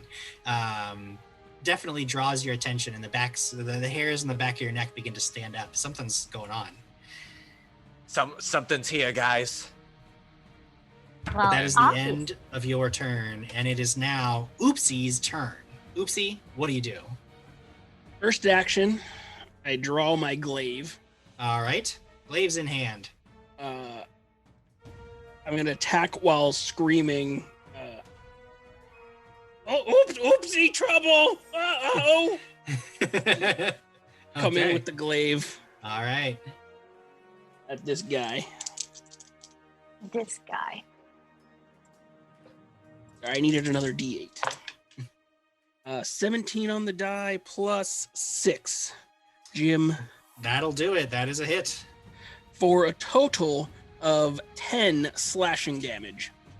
All right, 10 points of slashing damage. I mean, you cut into. It's almost like you expected it to be more yielding, but it's almost like whacking a tree with the blade of your glaive. I mean, you dig deep, you rip it out, and as you do, like chunks of this fungal matter go flying. You've definitely hurt it, but it is a resilient beast. And then third strike, might as well try it. This would actually only be your second strike. That's so what I you're mean, only in your second penalty, strike, yeah. third action. Yep. 16. 16 is a miss. This time, as its waving tentacles come like wriggling towards your face, you pull back just at the last second and barely scrape your glaive blade across the trunk, doing no damage. That will take us to Kanshaka. Make a perception check to see if you hear Oopsie's cries. 19 plus 11. Oh yeah, that'll do 30? it. Yeah, you hear Oopsie, but it sounds like he's below you. There is, you note, another closed door in this kitchen that you're looking into. Khan is going to bolt for the door, and in one swift action say Barry, and then try to get both of them to break into it. Okay, you want to try to break the door down? Go ahead and make an athletics check. Might as well just run into it. Yeah. 19. 19. Yeah, you both slam into the door. There is a crack, like it starts to buckle. You don't batter it down, but you've definitely made some progress there. So far, I've got, well, if you commanded the bear to come after you, so that would be moving, commanding the bear, and cracking into the door would be 3 actions for you. Which will take us to Peepa's turn. You see, like, again, even if you don't hear Oopsie's cry at this point, Kanshaka definitely does. Bolts and starts slamming into this door. Something is wrong. Like, something's going on. Can I try to squeeze in and try to open the handle? Like, Yeah, sure. You reach in.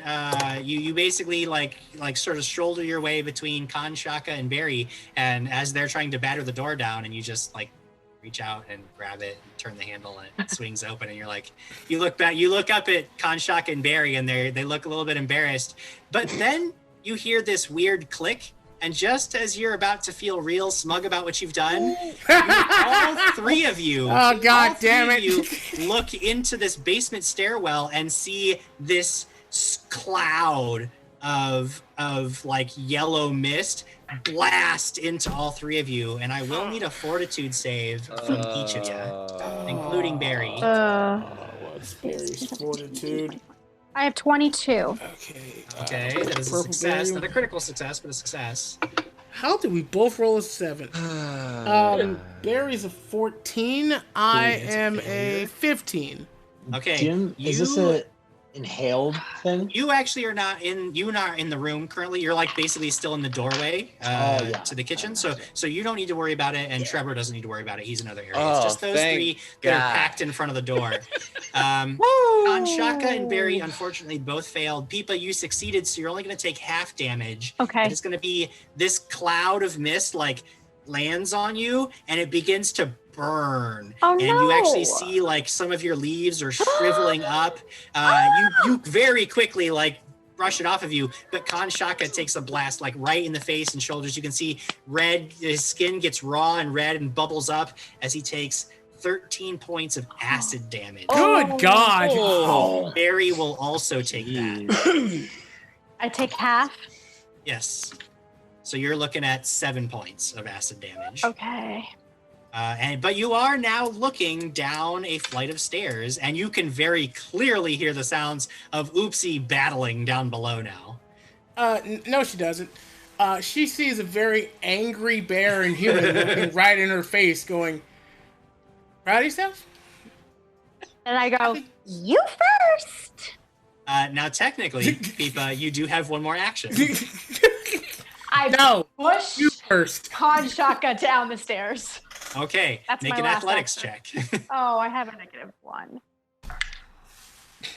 6. I'm like, 6, yeah. You try to push him down the stairs, but he just looks down at you and shakes his head. It's not happening. Can I get an attack of opportunity? What? If you want to lay into Peepa on your turn, I'll allow it. But for right now, we do need to move on to Rias. So they're all three just like crowding this doorway now. Yes, you can move through ally occupied squares, so you can't get past them. Actually, what I'm going to do, Kanshaka got hit with that pretty bad, yeah? It Not does. good. His skin looks pretty raw and bubbly, and see lots of Awesome. blisters forming. Okay, I'm actually going to. Oh no, because I have to move up to them, don't I? Son of a boot. Okay. I am going to actually move up to Kanshaka, and the three or my 4 talons on my claw just start glowing black, and I'm gonna reach out and I'm gonna touch him on the shoulder, and I'm gonna cast Undeath's Blessing on Kanshaka. So essentially, you could like Kanshaka's sitting there, and you feel just like almost weakened, almost like sickening to your stomach, but then the feeling kind of goes away. Undeath's Blessing, essentially what that does is that allows me to heal you with harm spells. Oh wow, that is an ability. Wow. Yes. How it's like much does Harry he get? Plopper's Oh, ring. so basically, you cast that spell, and then for its duration, you can do that. Is that my? Yes, Okay. that is actually my focus spell. Gotcha. Okay, very interesting ability. Very interesting. So yeah, you have this sort of dark aura of death around you now, but it looks like it'll actually work out for you somehow. It is now the top of the next round. This mindless fungal creature is going to begin its assault on Oopsie. Snap, snap, snap go the tentacle whips. The first one would hit an armor class of 18. I'm Nope. tired of missing, so I'm going to use both of my edges to bring it to a 20. Wow. I'm going to hit you with that first attack. So that is going to deal some damage. Oof. Oh, that's a leaner. We are looking at 8 points. This tentacle cracks you across the face. 10 points of bludgeoning damage. Ooh. And Oh. you're going to have to make a fortitude save. Okay. Fortitude save, you say? Indeed. As I say these words, I'm pretty good at it. Now I will probably roll a 1. I rolled an 8. Is an 18. An 18 is something. Hmm. A failure. I'm gonna use my. Oh, shoot. You said failure before I said my thing. Damn. Okay. No, you can because like if you want to throw an edge on it, you're allowed. No, I want to use my reroll. Oh, well, that's fine. Go ahead. Yeah, rerolls you can reroll. Yeah, you failed the save, you can reroll it. That's much better. 26. 26. Okay, you're feeling okay so far. You do note that there is this like residue that the tentacle leaves when it snaps into your flesh. It is going to attack you again. Finally a good number, but I'm on my second bonus, so that is a 21 to hit. That is going to get you with that second attack. It snaps its tentacle into you again. 10 points of bludgeoning damage, cracks you right on the top of the head, and of course, I am going to need another fortitude save. 22. 22 is okay. You're all right. It's got nothing else to do, so it'll take that. It'll go crit hunting with that third attack. 15 total, so it is going to miss on that third one. The tentacle just goes sailing, slamming into the floor in a downward chop that you sidestep.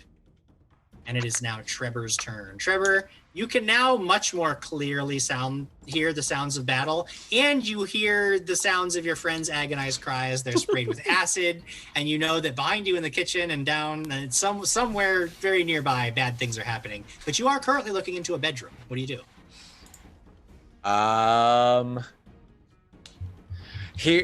Probably hearing them cry in anguish, I would turn around, run to them. Okay. You run over. You can see that everybody is now crowded around this door in the kitchen that's open, but you can see that like Kanshaka is just covered in these angry red blisters. He looks very upset at Peepa, who is also looking a little wilted, but better off than Kanshaka is. Oh, those look bad, guys. What? That's rude. There is an open door that leads down into a basement, and you hear this now very distinct whip crack sound coming in rapid succession down from below you. And you hear Oopsie cry in pain. Am I able to get through them? Yeah, you can move through occupied squares as long as it's your allies. It's no problem. Perfect. I will move through them. Okay. And I already said in the beginning I had drawn my weapon because I was going to attack Peepa. Yeah. Uh-huh. Hey! And why is everyone always after me? Am I in range to be able to strike this mushroom? At the end of your movement, you would be down at the bottom of the stairs. You can now see that that Oopsie is engaged in combat with this big, like, crazy, like, pod creature that is trying to kill him, but you are not in range. Can I see Trevor? Mushrooms! And he's gonna rage, and that will be his final action. All right. Oopsie, it is your turn. I see Trevor come down. New guy! Yay! First action, I'm gonna lay on hands myself. All right. Get some of them a little bit better. Hit points back. Second action, I'm gonna swipe with my glaive. Swiping with the glaive. Feeling emboldened by Trevor's appearance at the bottom of the stairs. You might make it through this yet. 14 on the die plus 6, 20. Whoa. Yeah, 20 will do it. For a total of, I can't math well right now, 12 damage. All right, you take another big chunk of this violet, tough fungus. Just crack into it. Third action, I'm going to try to come back up, reverse swing with the glaive. I might do it. Does a 17 do it? 17 will do it. Yeah! You got him. Yeah! For a total of 7. 7 points of damage. So you catch it with the first chop, come around with the backswing. It's a little weaker, but you still, again, you see those chunks of almost wood textured fungus just go flying as you just hack into it over and over again. I want to yell out to Trevor and them up the stairs. He got some kind of poison thing going. All right, so you warn your friends about the poison. You start chopping this thing to pieces, and it is Kanshaka's turn. Khan is going to take his full action to run down the stairs and get to Oopsie as fast as possible. All right, with 2 moves, with 2 actions, you could get to Oopsie because you were right at the top of the stairs. Dope. So you're right next to Oopsie. You have 1 action left. Dope.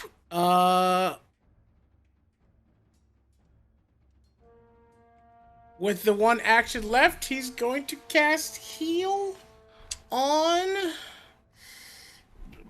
Barry because he loves his bear.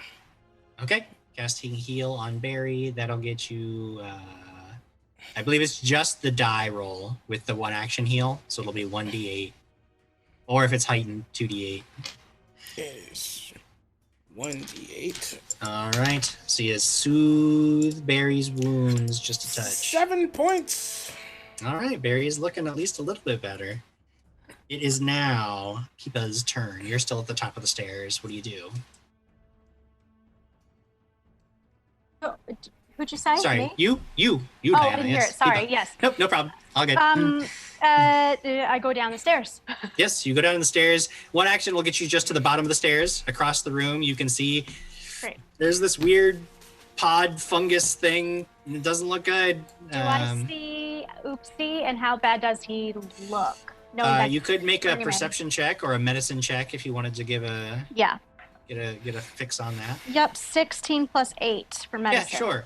Oopsie, I imagine because he just laid on hands, so he's probably looking okay. I don't know. Oopsie, you tell me. I'm very okay. Very okay. Okay. Very okay. Who cares? It's I'm not fine. perfect. Okay. Pretty There close. there is a human and a bear who still have a lot of scars Well, It's true. someone was caused trying by to a be small mean to plant me. child. No, you were trying No. to be mean. No, I tried to open a door, and then you was like, "Let me open the door," and then bam in my face. I was trying to do you a favor. You almost killed me. I got hurt too. With my last action, I'm going to start inspiring courage. Okay, everybody's going to be getting that +1 to attack and damage because they have Peepa's song. It sounds like she's got a note of it, like she's literally just like singing about how angry she is at Kanshaka and how it wasn't her fault and he needs to get over it. Yes, exactly. Which actually just makes Kanshaka mad, so that's why he'll do more damage when he hits. Rias. Thank you. Yes, I follow straight down. I want to stay right behind Khan Shaka. Okay. And then the claws start glowing again, and I sink my claws into his shoulder to cast harm at a heightened spell. But because you have Undeath's Blessing, that is actually going to heal you, my friend. So it would take you 2 actions to get next to Kanshaka. Mhm. But if you take 1 action to get to the bottom of the stairs and use your 2 actions to cast heal, you would get the 30-foot range and the extra boosted hit points, I believe. So it's up to you how you want to do it, if you want to be in touch range or not. But 1 action to get down there. Okay, cool. So then I can see him with the 1 action. Yeah. Then I'm gonna use the 2 Okay. to shoot at 30 feet. so it's really like 2d8 or 2d8 plus 8, Yep. something like that. Wow. That's Total nice. 17, Kanshaka. Yep, that's gonna be max right there. Thank you. Kanshaka Jesus. feeling significantly better. In my lyrics, I go, "You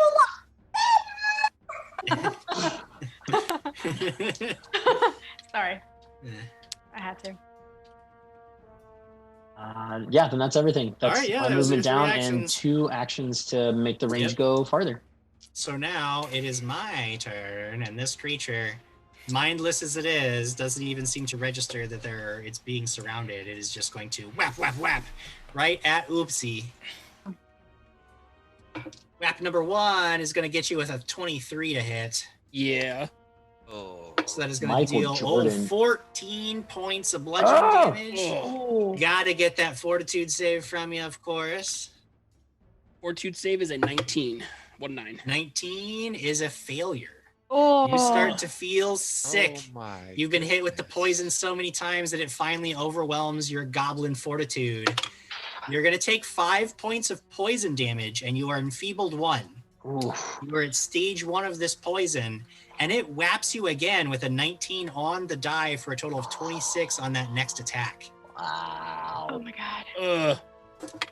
That is only going to be 6 points of damage, but a second exposure to the venom could take you to stage 2. I need you to make another fortitude save. Okay, reroll. 23. Okay. 23. Okay, you're not taken down to stage 2, but you are still at stage 1 of the poison.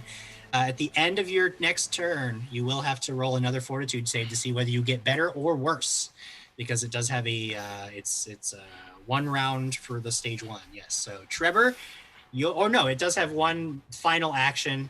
Almost reflexively, it will actually snap this second attack at Kanshaka, who's standing next to him. Kanshaka, a 10 to hit, so I'm sure that's going to miss. It just whip crack right over your head. We move on now to Trevor's turn. Trevor, you're mad. There's a big fungus thing. What do you do? I hate the texture of mushrooms.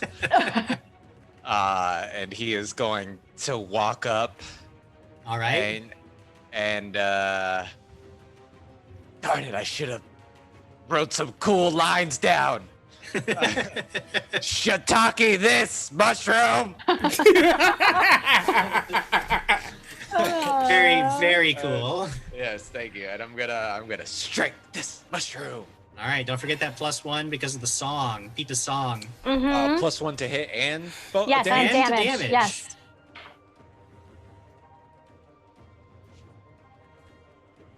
No. You rolled him. No. Did you do it?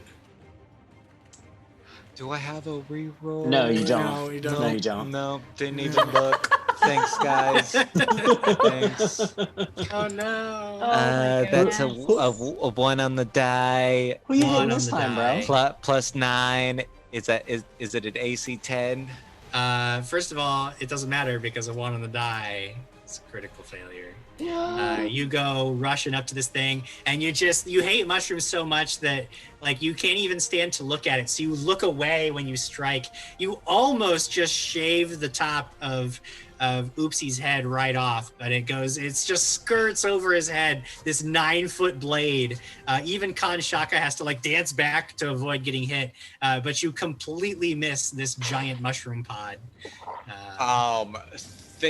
Thinking that I hit it because I refuse to look at this thing.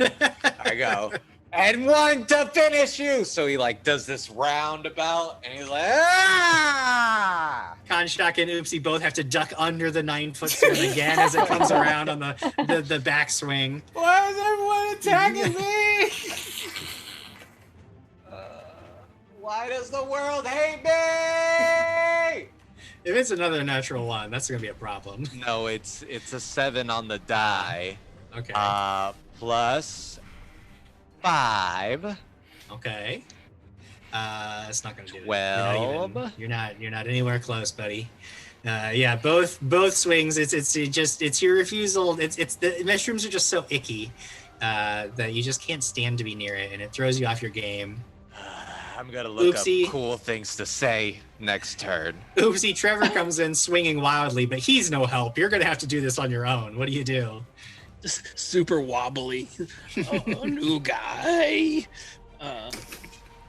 I mean, there's really only things I can do or swing right now. Indeed. Swing away. +1. You are enfeebled right now, so it's going to be a -1 to your attack and damage, which is going to get canceled out by Peepa's +1. So just you're basically on your regular. It's gonna be a 25 to hit on the first That attack. hits. That does hit. For a total of 12 damage. All right, you're chopping this thing away. I mean, huge divots in its fungal flesh, but it is a tough beast. It is still standing. Second attack. Only adding a +1 to this. I don't think a 6 is gonna do it. It will not do it. A 6 is not gonna make it. And then I'll try one at a -4, cause why Hey, not? great hunting. No. Not gonna It's do it. 7 -4, so. No. Mm. That would be what we call a critical failure in the Yeah. biz. Oh. Kanshaka. Oh, wait, no. At the end of your round, I need you to make a fortitude save. Oh, also, am I forever enfeebled? No, it's not forever. Only Always. 17 fortitude save. You move on to stage 2, immediately taking 1d6 points of poison damage, 4 points of poison damage. You are now enfeebled 1 and drained 1. Drained? Yes.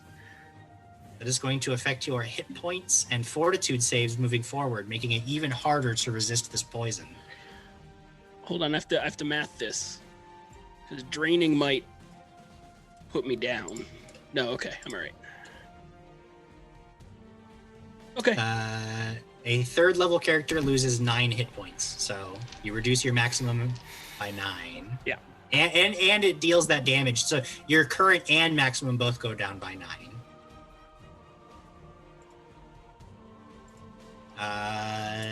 Oopsie is looking sick. His skin is turning from like a greenish gray to a purplish splotchy color. He does not look good. Kanshaka, it is your action. Can you do 2 spells in one round? If you It have depends on enough how many actions each one casts. Okay, costs. so I'm going to use a level 1 healing on Oopsie. Okay, so you just reach out, touch him. Unfortunately, that's full 8. That's full 8. So you get 8 points. 8 hit points for Oopsie. Yay! And then Kanshaka's eyes squares off of this fungal thing. Is like, I don't know why everyone hates me today, but I hate you. Fire. And he casts Flaming Sphere. All right, Flaming Sphere. Tell me about that. Flaming Sphere, reflex. 5 foot square. Sustained up to 1 minute. All right, that's a pretty good reflex save with a 26. It's a fungal plant. Shifts around very easily. I don't know what to tell you. I also rolled good on the die. Tough bark. It does not tell me what happens on half. Does it say it's a basic reflex save? Basic. Basic means half on a success, so on and so forth. So you still would deal half damage, I believe. Creatures that succeed their save take no damage instead of half. Oh, okay. Then it takes no damage, but I believe it's sustained, so it's still there. You could try again next round. Peepa. I'm going to look at Oopsie and stop singing for a second and cast Soothe on him. Soothe. Yeah, he's looking worse for wear. He needs that help. Mm-hmm. Here we go. Oh, 3, 4, 5, 6, 7 points. I'm sorry. Hey, it's better than none. I think he can use every hit point at this point. And then I'll continue singing again. All right, continues the song. So you take just a brief break to heal Oopsie. A golden light suffusing his wounds and closing them up gently, though his skin still has that blotchy color. You remember seeing it when you were treating those 2 unfortunate people who were afflicted by the violet fungus poison. And looking at this giant violet fungus in front of you, you wonder if perhaps there's a connection between those 2 things. But we move on. It is Rias's turn. Blue energy starts forming up in the hand. I'm shooting a Rave Enfeeblement at this thing. Rave Enfeeblement. That's going to miss with a 12. Does it require an attack roll, or is it just a fortitude save? Because some of them does. I have to make a ranged spell attack first. Okay, all right, yeah, 12 is going to miss. Trying to avoid hitting your friends that have crowded around this thing. You shoot wide. You're unable to get that connection that you were hoping for. Okay. You do have 1 action left, though. I'll go ahead. Yeah, Oopsie's looking bad. Draw my sigil in the air. Push it. Guidance over on Oopsie. Aww. Guidance for Oopsie. That's an additional +1. So that will actually give you a total of +1 since you're enfeebled. So that's good stuff. That is my turn. All right, Rias, we go to the best turn. My turn. Oh, thank you. It said ended the best turn. Thanks, Jim. We go to the best turn. This creature is just going to snap, snap, snap, tentacles flailing, whipping through the air. 24 to hit Oopsie. Yes. Oopsie, that is going to be 6 points of bludgeoning damage. Oh. Of course, a fortitude save. Why try and kill Oopsie, Jim? Guidance. You came down here on your own, my friend. Yeah, you went down there.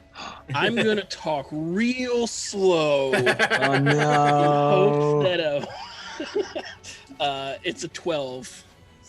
12 is a failure. There's good and bad news. The bad news is you move into stage 3 of the poison. You take 8 points of poison damage. You're still enfeebled 1 and drained 1. The good news is that stage 3 is the worst one. It cannot get worse from here. So it is just going to try an all-out assault. 1 more attack at you, Oopsie. That is going to be a total of 13, which is going to miss. And then again, that last reflexive strike coming in at Kanshaka. What if it felt guilty about striking at Kanshaka? Well, it would only hit a number, a 12, so it doesn't matter because it misses Kanshaka. And maybe it feels guilty about missing Kanshaka. But that is its actions. It has done enough damage for now. Trevor. Can you redeem yourself? Looking dead at this, or straight at this mushroom, raising his blade above his head and saying, "You're not really a fun guy, are you?" Wow. I'm just I joking. impose a That was negative 3 penalty to your attack. Wow. No, I'm just kidding. Wow. You just make a normal attack. That is a 19 to hit. 19 does it. You done did it. good. Nice. You strike true. Yes! Yeah, +1 for me. I needed that +1. I added it. Good. Add it to your damage. Oh, trust me, I will. Thingy. 12 plus 12, 24 damage. Lord. Nice. Oh, okay. So Trevor doesn't do much, but when he does it hard. You just slice. I mean, Oopsie's been chopping at this thing. You see these big divots. You aim for one of them, and just boom comes the sword, cuts right through the trunk of this thing, and it falls apart, crumbling into a burst of spores in front of you. It is destroyed. Yeah, there wasn't really much room for you here. Get out. God. Get out. Okay, bye guys. There is no more danger from this creature, but Oopsie's still in dire peril. Can I look around for any antidote? Any Not poison quite antidote? yet, because it is sorry. Oopsie's turn, Sorry. and I need to know what Oopsie's doing. I mean, I can't treat myself with nature, can I? Or I mean, Do you have a healer's kit? I might. No, Okay, then nope. but I have nature medicine, Jim. Yeah, I know, but you don't have a healer's kit. You gotta have a Well, then I healer's sit down kit. on the ground and eat a pickle. Okay, you eat a pickle. I do need at the end of your turn a fortitude save. One on the die, Jim. Critical failure, my friend. Oh my God! You've got to pick up the pace here, man. You guys are watching, like the purples as the fungus collapses. Oopsie like inhales some of the spores reflexively, and the purple splotches just like spread across his whole body. He looks sickly and just covered in this purple rash, and he is going to take some damage. Oh God, Oopsie. 18 points of poison damage. Oh my. That's a lot. As you critically fail your fortitude save. You are, of course, still enfeebled 1 and drained 1, and still in stage 3, not at all recovering. Well, as what we move actually I on. am, Jim, is dying one. Dying 1 and still poisoned. This is going to be a very serious problem for Oopsie. And because you critically failed your save, you actually at dying 2. Oh Dying no! 2. Kanshaka, this fungus falls apart, and then Oopsie just collapses, and he's convulsing, bleeding from the mouth, purple rash everywhere. His eyes just roll into the back of his head. He is dying quickly. What do you do? Khan looks at the fungal creature that he wants to set on fire, looks to Oopsie and goes, "Oopsie hasn't hurt me today." Turns and kneels to Oopsie, closes his eyes, puts his hands on him, and goes, "Stop that."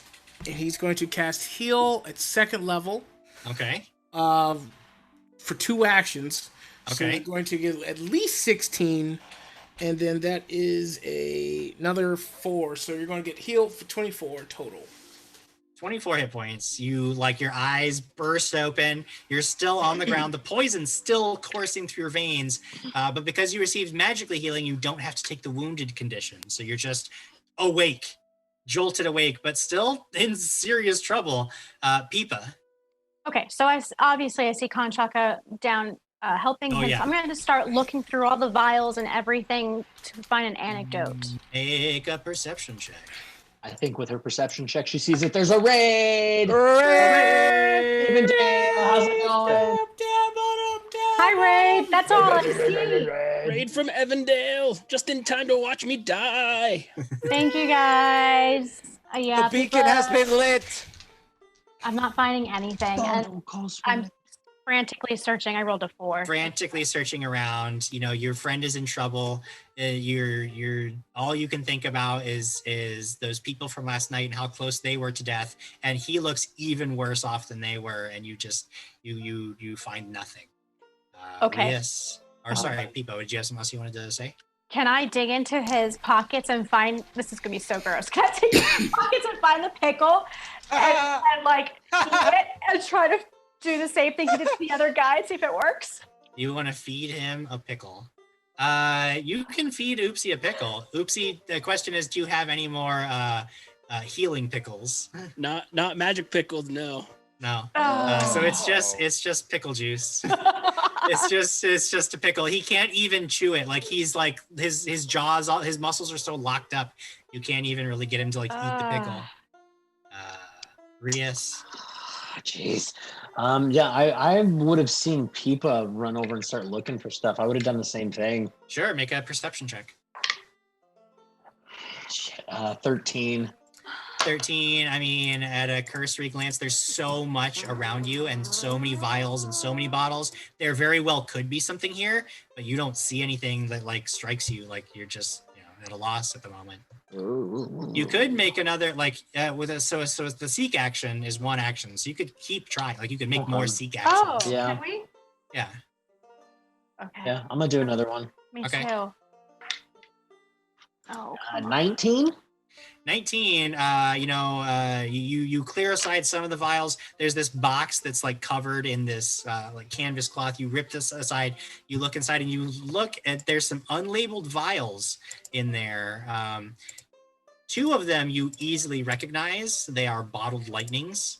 And these ones look incredibly powerful. You would guess these are not simply your average ones. These might be moderate bottled lightnings. And there is another one. There's another vial. It's not labeled. You can't tell what it is right off the bat. If you have craft, you could try to identify what it is. I do not have any crafting. Okay, so there's some other vial. It's this like bluish, sloshy, thick, syrupy liquid in this vial, and you don't know what it does, but it's something, some kind of alchemical substance. I'll pull those out and just be like, I found something, maybe something. All right. Anybody? I'll I'll keep those bottles of lightning, Jimbo. Okay, sure, yeah. 2 moderate bottles of lightning. Nice. Those deal 2d6 points of electricity damage, and you get a +1 bonus to the attack when you throw those. Cool. Yeah. And they deal 2 splash damage, sorry. 2d6 electricity, 2 splash, and a +1 on your attack roll. We move on to Trevor. Trevor, can you help? Okay, guys. Okay. I'm going to need some mead, and I'm going to do my healing neck massages. Here's something that I didn't really ask you last time that I regret. You're not trained in medicine, right? I put a point in medicine. You're either trained in it or like... So you're trained in medicine? Yes. Okay. No. Okay, good. So that's good. You should actually have more than a +1 then, because training gives you your level +2. So you should have at least a +6, and if you're trained. Well, my wisdom, it's plus wisdom plus proficiency, isn't it? Yeah. So I have a 0 for wisdom. Okay, so that would be a plus. It's still a +5 because proficiency. Again, trained is your level +2 for trained. Okay. So it should be yeah. +5. On my little sheet, it's just saying a +1, but I guess that's weird. But if you're trained in it, yeah, you should be good to go. You have a healer's kit. I sold that kit to get it. So you're good. so you are like, don't worry, I will save my dying friend's life. And then you recall that you sold all of your anti-venoms and tools and your bandages so that you could afford the rune on your blade. Oh, he did, huh? And it all comes back to get me. Oh, no. So I can't do anything, can I? No, unless you have some medical supplies, you can't really help him. Oh. I got nothing, guys. we move on to Oopsie's turn. Oopsie, you are at stage 3 of this venom. It is bad news. It is. You But need to make a. I got a bit of good news. Okay. Because Ooh. Domhnall, I can't pronounce it, Okay. took over as the bit boss Oh. and gave me a hero point. Okay. So this is the time. Thank you. This is the time where you need that hero point. Big So time. that's beneficial and awesome. And now let's see. Oopsie reaches into a shirt, and because Peepa's like right there, holds up Dylan. And, oh, you gotta take care of Dylan. He likes pickles. We're And not then done Oopsie will yet. fall over flat backwards, just accepting things at this point. All right, He make can't a do fortitude anything. save. Oh. All right, here comes a save. 18 on the die, 28. Yes. Very nice. 28 is a success. You move to stage 2, so it still hurts, but some of that rash begins to recede. Some of it doesn't hurt as bad as it just did a moment ago. Perhaps the poison is receding. You do take 5 points of poison damage. You are enfeebled 1 and still drained 1. But you are at stage 2 instead of stage 3 of the poison, so that's very, very good. The question becomes, can Khan Shaka help? Okay. Khan Shaka is going to do quite a few things, and then probably take a certain feat once he finally levels. The first thing Khan's going to do is cast guidance on Oopsie.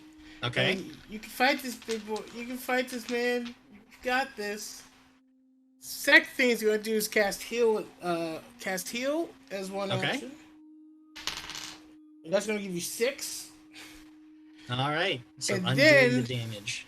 He's going to feed Oopsie an elixir of life minor, which apparently he has, which gives you 1d6 plus 1 against saving throws against diseases and poisons. So that's gonna give you some hit points, and it's gonna give you a boost to your fortitude saves. So it's another plus 4 to your hit points, and then you should have a plus 1 against your saves, and then guidance.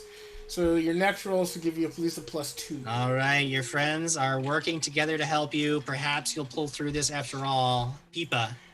I'm going to try doing another medicine check while holding Dylan. All right. I say, Dylan, reach your hand out and help me. Oh, come on. No. 8, 9, 10, 11, 12, 13, 14. Not gonna do it. Yeah, this poison is virulent and it's nasty and it's a little bit beyond your immediate medical expertise. Try as you might, you can't seem to be able to help him through this. Can I cast Soothe on him again or not yet? I have to check something because I believe that using medicine to treat a poison like that is actually a 3-action activity. I think you're right. So I don't think you could actually do anything else on your turn. But Rias, perhaps you could. Yes, I still have this this potion of stuff that I do not know what it is. I will also cast guidance on Oopsie. Give him another +1. Okay. I believe you can only get can you only get it from one? Only one guidance, and you would know that. Okay. So Yeah. you don't have to do that. Okay. I would walk over to Oopsie. I'm going to put this thing in his hand and be like, Oopsie, I'm not entirely sure. If you could possibly tell what this is, this could potentially save you. I'm not 100% sure, though, my friend. And I'm going to put the thing in his hand so he can try to see what it is. Right. And actually, I just looked it up. I was completely wrong. It is only 1 action to treat poison. So if you want to keep trying, Peepa, I will definitely let you spend your actions as we move forward. So I can continue doing medicine checks? Yeah, you can make 2 more because it's only 1 action to treat poison. So if you want to use your other 2 actions, I'll definitely allow that. Yeah, for sure. Go ahead. Thank you. 14 plus 8. That does it. That is a success.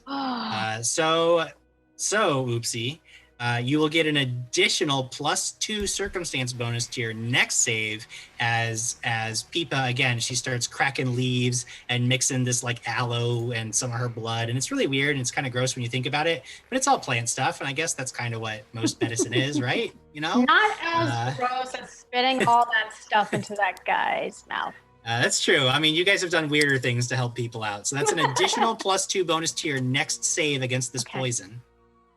Cool. Trevor, do you have anything that you can do? I stab Oopsie in the chest. No. Oh, wow. No. Wow. You said it. It's for the best, buddy. You said it. No, yeah, because I don't have that heal kit, I can't do anything, right? All right, so then we will move on to Oopsie's turn. Oopsie, You're making that check. Doofus. You've got a +1 for guidance, +1 because of the elixir of life, +2 from your treatment, and you've got some bluish, like sludgy liquid in your hand that maybe would help. Who knows? I'm gonna, I guess, a craft check. Sure, yeah. To figure out what it is. Yep. It's like, is pickle juice maybe? Ooh. Unnatural 20. Unnatural 20, you're pretty sure this is an anti-venom. An anti-venom or an antidote? Yeah, it works the same way. Like Okay. it's all. Yeah, sorry. I look Reese right in the eyes. And I down to pickle shoot and chug the All right. fig. That is going to give you an additional +2 on top of your already. You're like a +6 bonuses. at this point. Plus Yeah, six. +6 on top of your fortitude save. Good, So good. you've got to be able to pass this. Don't say that, Jim. Shut your Well, face.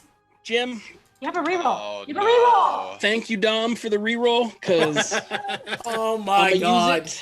Oh my god. Because with all those bonuses, it still would have only been a 16. What Jeez, the- dude. Nope, let him die. At this point, let him die. No. Oh, Kanchaka said it. 18. What's that? 18. 18 is a failure. No, no! Oh my. No, no, no, That is no, a no, no, failure. no.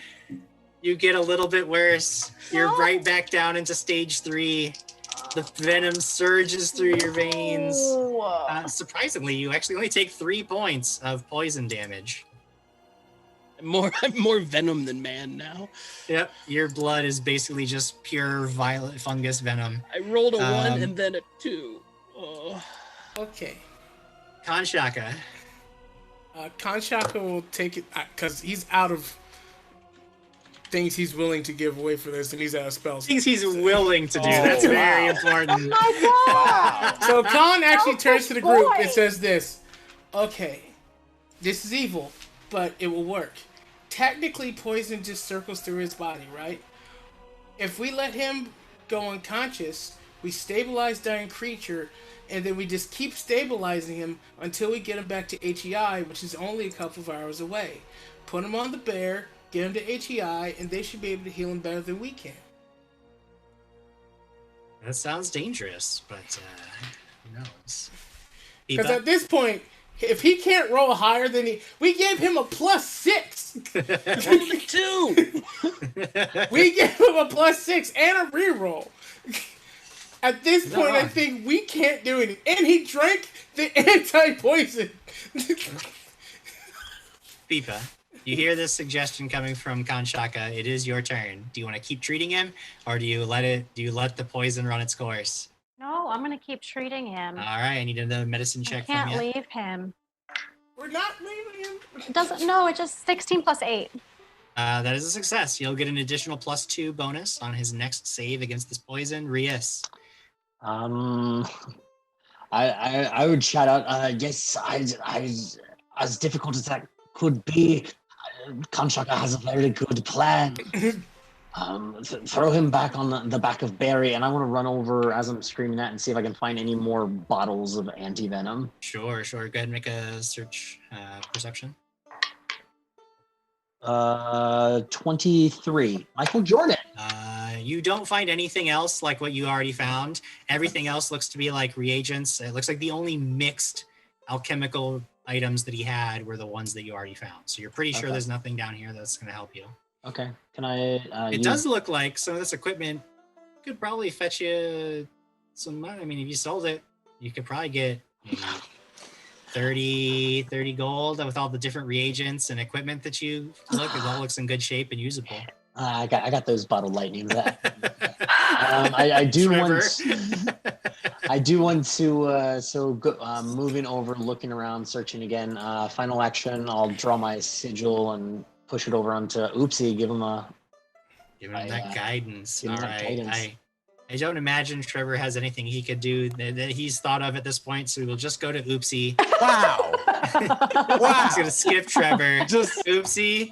nah, you don't get a turn anymore, James. He sucked. Yeah, yeah. Oh, He's gonna stand up. tell me how you really feel. It was the Oopsie puns, stands man. up, It's too much. brushes himself off, Okay. looks at his friends and goes, "Well, it has been good times. No, Pickles for all. Make sure you brine me when I'm gone." no. And then I just kind of slump a little bit. Oh, Make that fortitude save. no. Remember to give yourself that +1 for the guidance and the Oh, +2 thank God. because that antidote still is in your system. So The dice have decided to finally bounce my way, Jim. okay. Modified said and done, 34. Yeah. Oh my god. Critical success. You move 2 stages towards the cure. You're at stage 1. You do take 1d6 points of damage, 3 points of poison damage. However, for whatever reason, perhaps the poison's just run its course. Mm. Perhaps the gods have somehow taken mercy on you. But you start to feel like the shaking subside. You're still enfeebled. You're still drained. But the poison has reached its max duration. 6 rounds is its max duration. Wow. You will no longer continue to take damage. Things have gone as bad as they can.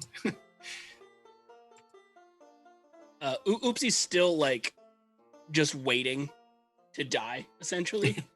So he's just like, "Oh, not time yet. Okay."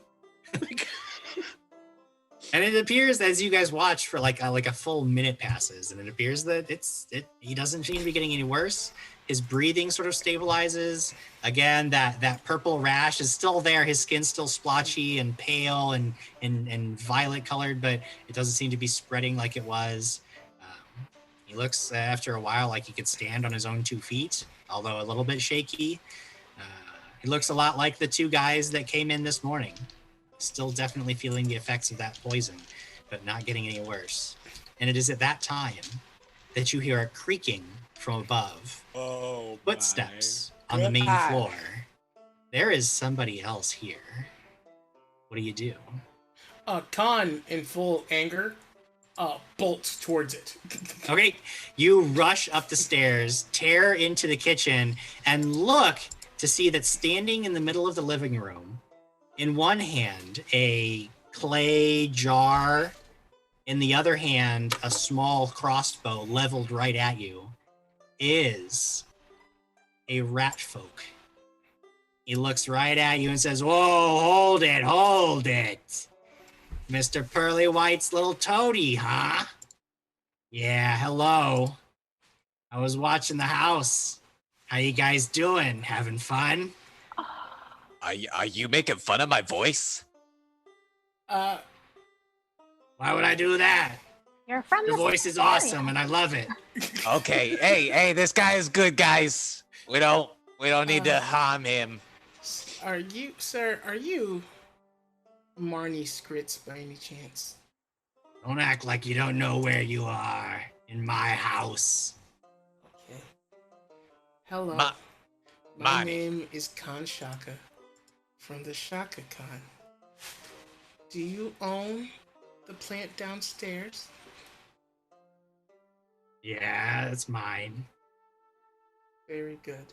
I own the whole house, buddy. No. Hold on. God, hold on. Monty, let's just talk real fast. Okay. We know that We can Pearly talk. White. Yeah. Just lower that crossbow. I'm not gonna do that, buddy. Okay. So I would choose your words very carefully because I will definitely shoot you if you piss me off. Hey, I don't blame you. I mean, we know that Pearly White is up to something weird. I don't trust and him. then goons like you have to kill me. Nah. Hold on. We was sent because it seemed like you tried to poison some people. Of course I tried to poison those clowns. Okay, They were trying to blackmail me. Tell us what happened. Nah, I don't think I want to do that, see? I mean, think it might be easier to just kill all yous and get out of the city, huh? Monty, I can tell you now you're not gonna be able to kill all of us. I got the crossbow and this little boy right here. He holds up this clay jar.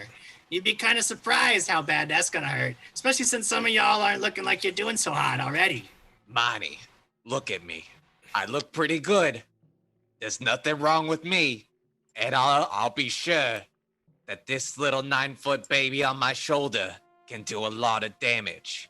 Now, I don't want to hurt you. You seem like a good person. You seem on the up and up, and I just want to talk. Make a diplomacy check.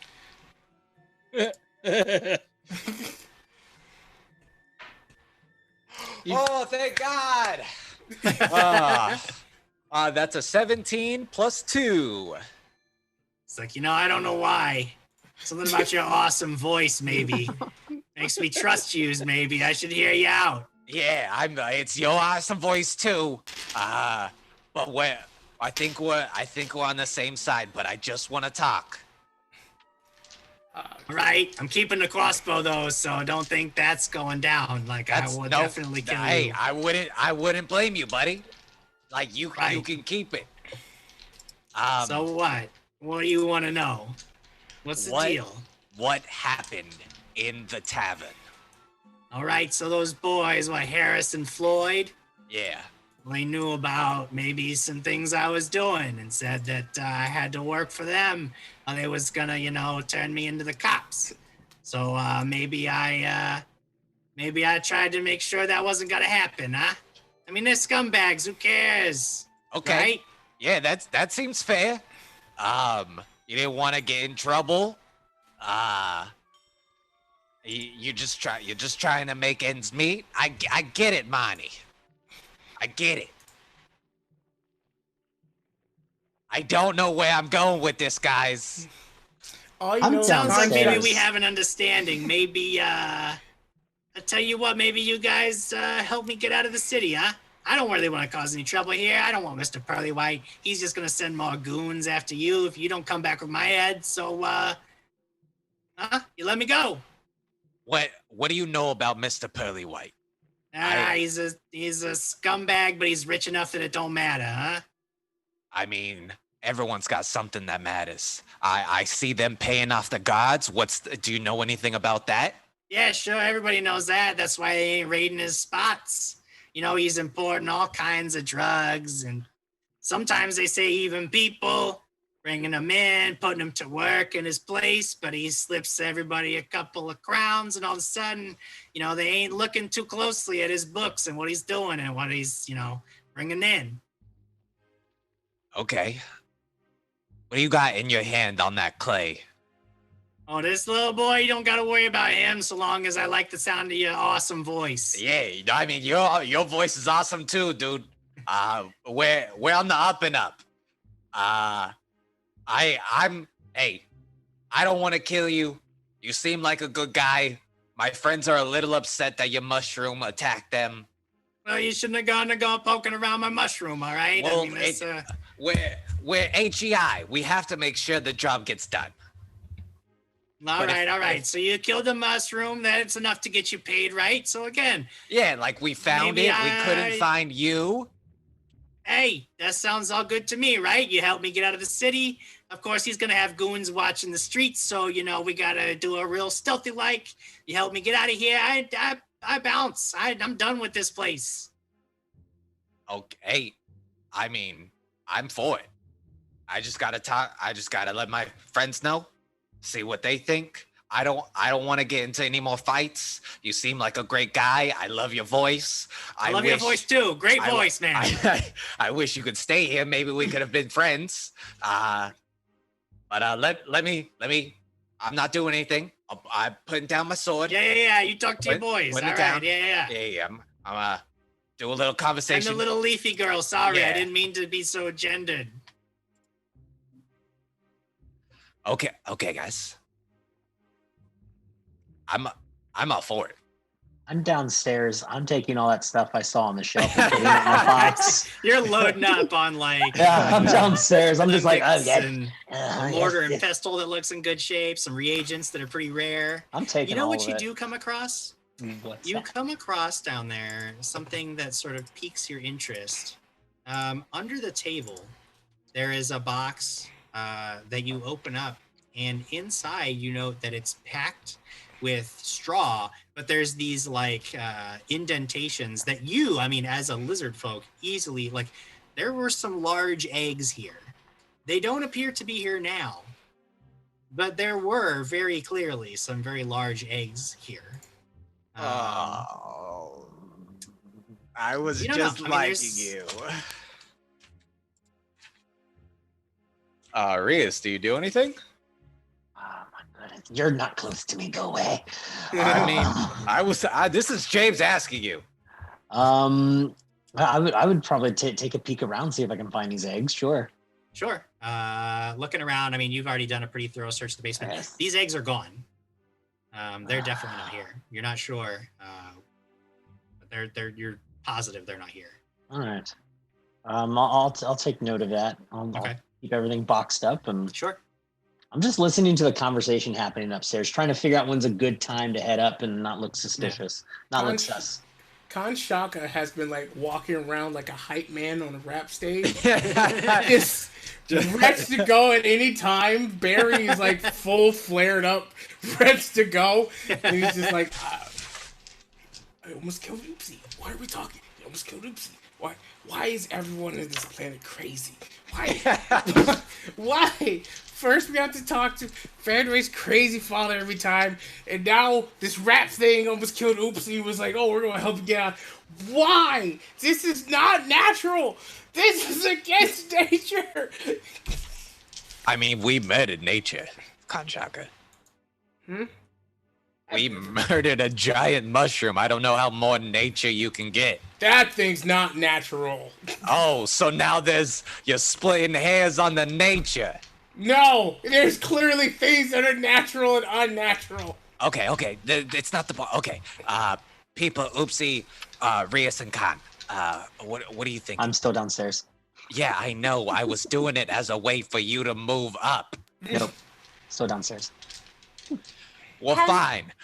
Rias, you might want to come upstairs. I'm busy. I stubbed my toe. Oh, okay. Yeah, take your time then. Peepa, since you're the leader, and Oopsie, since you got messed up pretty bad, what do you think? Can we just make sure that none of these other plants are poisonous and can possibly do the same thing to someone else another day?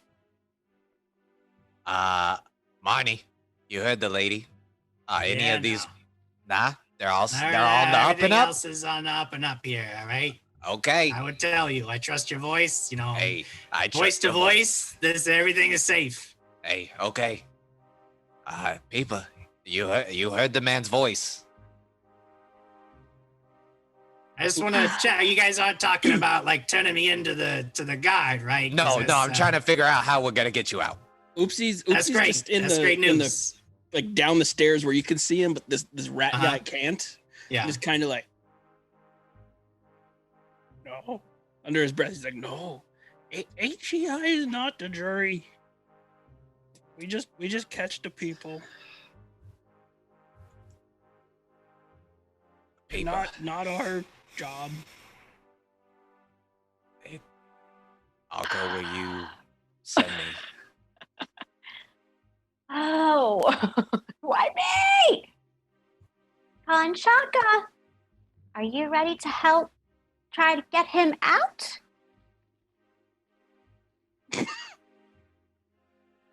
Yes, Peepa.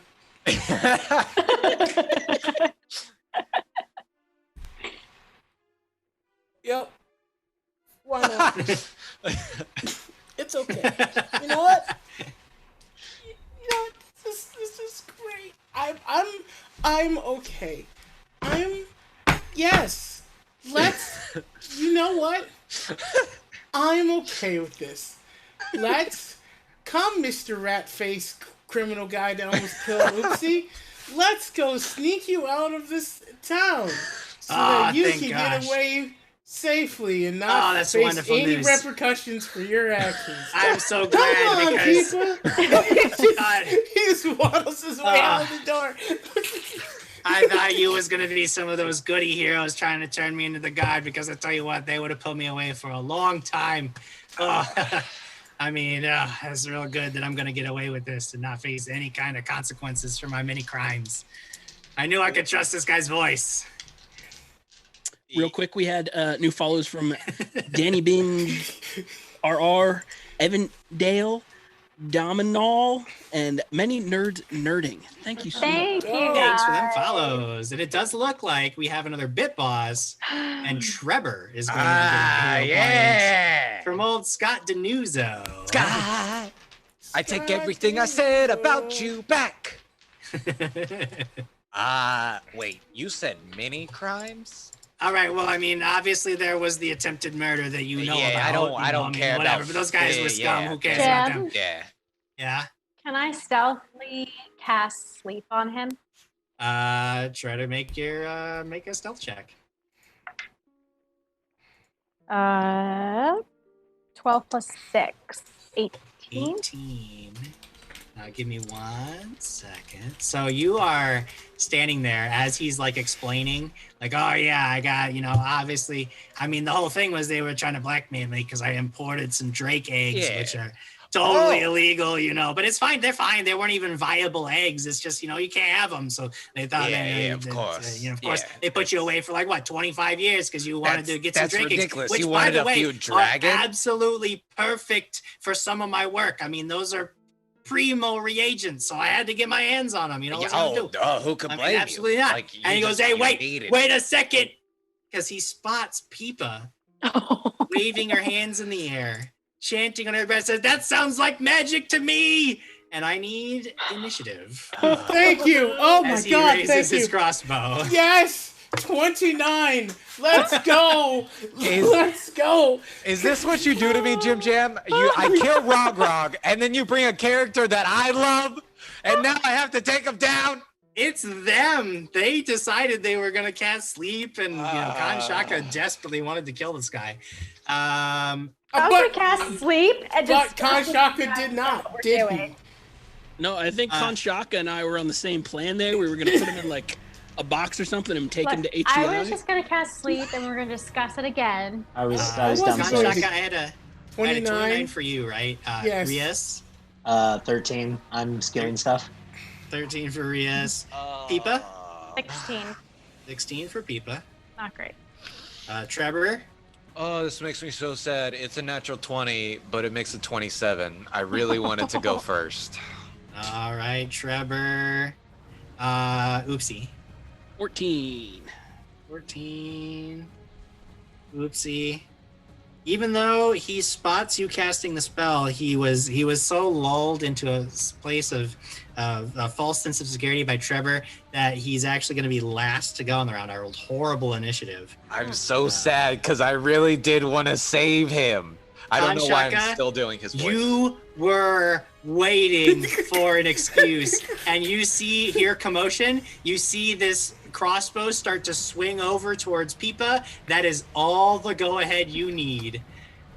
How far away is he from me, Jim? I imagine that since you had mentioned like you just walking, so I imagine you get to like the front door, so he's maybe 15 feet away from you. Perfect. Oh. Han is going to use one action to wild morph. He's too angry to become full bear. Then he leaps into action and attacks him as wildly as possible. All right, make those attack rolls.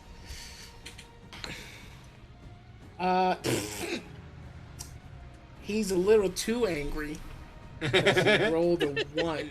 Oh. Oh God. You go Well, tripping. but I have a over. BBB. Oh. No, this is. I would use it. I would use it for this. That's much better. 22? 7 plus 22. 15? You almost trip over this potted plant as you go, just in your eagerness to pounce on this rat folk, Marnie. And you catch sight of it just at the last second, sort of do the football spin around it, and come slashing claws across this guy's face. You hit.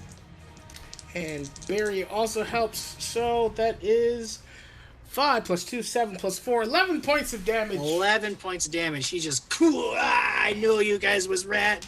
No, wait, I'm the rat. I knew you, I'm so confused. Trevor, I thought you were my buddy. No! Bonnie! Trevor, it is your turn. With a tear running down Trevor's face, Oh, come on. being forced to do this, and really hoping that Marnie could be his friend. He walks up, grabs his blade, goes to him. He's like, "I'm so sorry, buddy," and he's gonna try to end it quickly, make sure he's not in a lot of pain. All right, you come in with the blade. Marnie's looking you dead in the eye. A tear rolls down his cheek. Goes, oh, buddy, we could have been something great. Is this how you guys felt when I killed Rogrog? Yes. I'm so sad.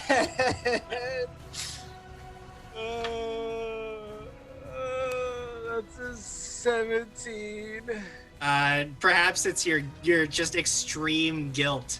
It causes you to hold back at the last second. Your blade thunks into the floor near him. You don't score a hit with that. Was that all 3 actions? No, 1 to draw, 1. Oh no, 1 to draw, 1 to move up, 1 to swing. So yeah, 3 actions. It is now Peepa's turn. You were in the midst of casting, so your spell. 2 actions later, your spell completes, and I need to make a will save, I believe.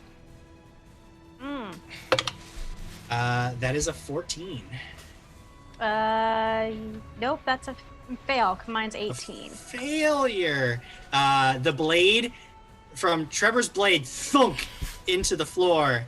Marnie's eyes meets yours one more time.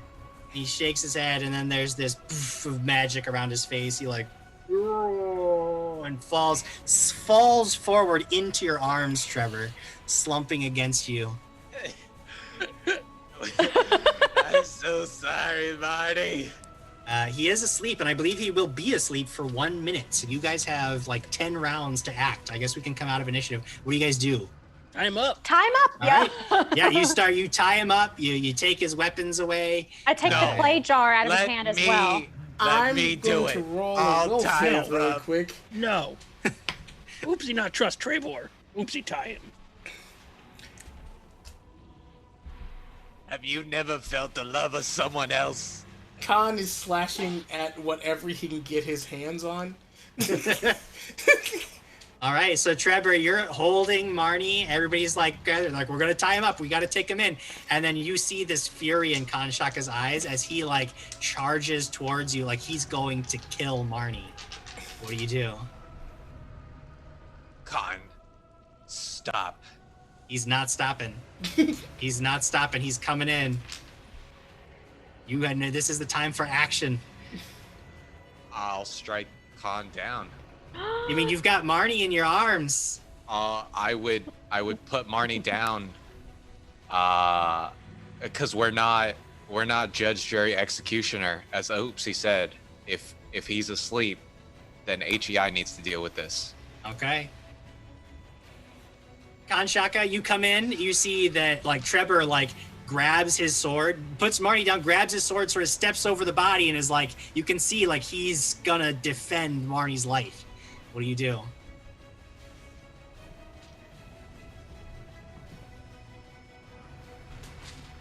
God damn. Khan stops. Con stops. I rolled the 20 for my will save. Lamar's angry he didn't get to maul his friend. Lamar wanted this so badly. I make it up from the basement. Yeah, you guys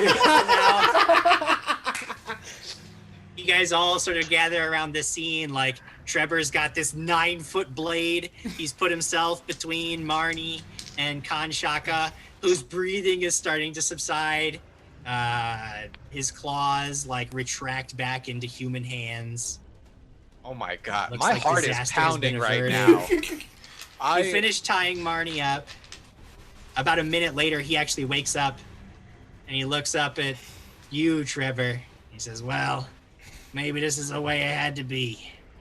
You know, I guess I did do some bad things, and, at least I got to... I mean, you'll come visit me, right? Oh, yeah. Down there in the big house. Yeah, I'll make sure to visit you when they take you up the river. Right. I'll make sure they give you some good food and take care of you. I don't like cheese. I know that it looks like I would like cheese, but Oh yeah, No. who likes cheese? Nah, yeah. nah. I'll see if I can get you some mead. Yeah, sounds real good. Yeah, And when I get out, we can become good friends. as like tears run down his face, he's like, I'd like that a lot, Marty. I'd like that a lot. And he is going to deck him and knock him out. I mean, Marnie's not resisting at this Oh, point, but okay, you still okay. blast him in the head, and he's like, oh, wait, no, you don't need to do that. No. He gets knocked out. Someone get out of here. Get out of here! Can't you see I don't want you anymore? What did I guys, miss? you guys have Marnie. He's knocked out. You hoist him over your shoulders. You take him. You turn him in to the Cavalosian guard to arrest him officially. Book him. Officer Ray-Ban is standing there watching you as you bring him in. Says, I guess you heroes are good for something, huh? Yeah, and I guess Look you're at that. good for nothing, Officer Ray-Ban. Oh, yeah. Hey, this is a guy I think, I heard that there's some people looking for this guy. Well, it's a good thing you put him in our care. We'll take real good care of him. You drop Marnie off. And as you exit the prison, you see Officer Ray-Ban sort of, he gives you the old salute as you leave, head back to the offices. You get your payment for a job well done. Each of you collecting 15 gold pieces as your share from the contract for tracking down and imprisoning Marnie. 56. I don't want this. You guys have it. I feel dirty. They took money. Kanshaka seems happy to accept your... No, I'm not giving it you, Kanshaka. The least you could have done. I'm giving 5 to Ria's people and Oopsie. You should give 10 to Oopsie. He's the one who No. almost died. It may be a bittersweet victory, but sometimes that's the job. Sometimes the law doesn't always it always hit right. And it feels bad, but you are bound by it. You do your job, you get paid, you get on to the next day. And Yeah, the next tale is indeed for another day. As we've come to the end of our time here tonight. Oh, Did it. goodness. Guys, Jim, That's I'm how gonna- it goes. Jim, I'm selling all that other Cavalry. stuff too. How much additional gold do I get? You can pull in another 30 gold pieces. You're free to Nice. keep that for yourself, I guess, or you can split it amongst your compatriots. Nah, I'm gonna keep it. Oh, Nice. man, that's a hefty haul. Nice. I'm so sad. You made a hard choice, Trevor. And Kanshaka. You made a hard choice. Oh my lord. Okay, part of me wanted to see what would happen, and then the other part knows one of us would die. Oh, yeah, it would have been a brutal, brutal fight. I rolled a nat 20 For a But you will know, for the will I save. mean, and Oopsie, he's come close to death before, but boy, was it a near thing. 3. Y'all learned a lot. So much, in fact, that I think the next adventure you go on will be as level 4. Yeah! Awesome! Took so long. That's right. You leveled up, you scoundrels. I think we lost Adam Kahn, so we'll have to give him the good news afterwards. I'm here. Can you guys hear me? Oh, we can hear you. Yeah, we can hear you. Your picture's all frozen up. Perfect timing to lose. Guys, the next time you see Barry, he might be a little bigger than he was last time. Ooh, gonna be a big old bear. Boy bear. Big bear boy. All right. You know what? It was a lot of fun. That was that end decision. Like, that wasn't exactly how I had pictured this episode ending, but I'm glad it did, because that was a lot of fun. That was all good stuff. Thanks everybody for coming out. Thanks for the, all the bits, subs, donations. Those hero points made a big difference in this. This probably saved Oopsie's life. Like, flat out, he might have died without those hero points to save him. Excellent job, everybody, including you out there watching us. I do want to shout out that the Real POTUS gifted 2 subs, so thank you very much. All of those count. All of those are a big help to the network. Speaking of the network, tomorrow we have some more content coming at you in the form of Things in Space, our Starfinder adventure from GM Ben. Then on Monday, I will be back on screen, but as a player, in our Crits and Giggles finale is coming up, right, guys? The finale for Crits and Giggles is very, very close. So do not miss any episodes between now and then, because it is all getting crazy. And we are starting book 3. That's right, book 3. We just finished book 2. So it's going to be a good one. Do not miss out. Monday night, 6 p.m. Wednesday, Jared, anything special happening on Wednesday? Well, I've already killed 2 of them. Hoping I'm going to be able to chase down the other 2. That's we'll right. see.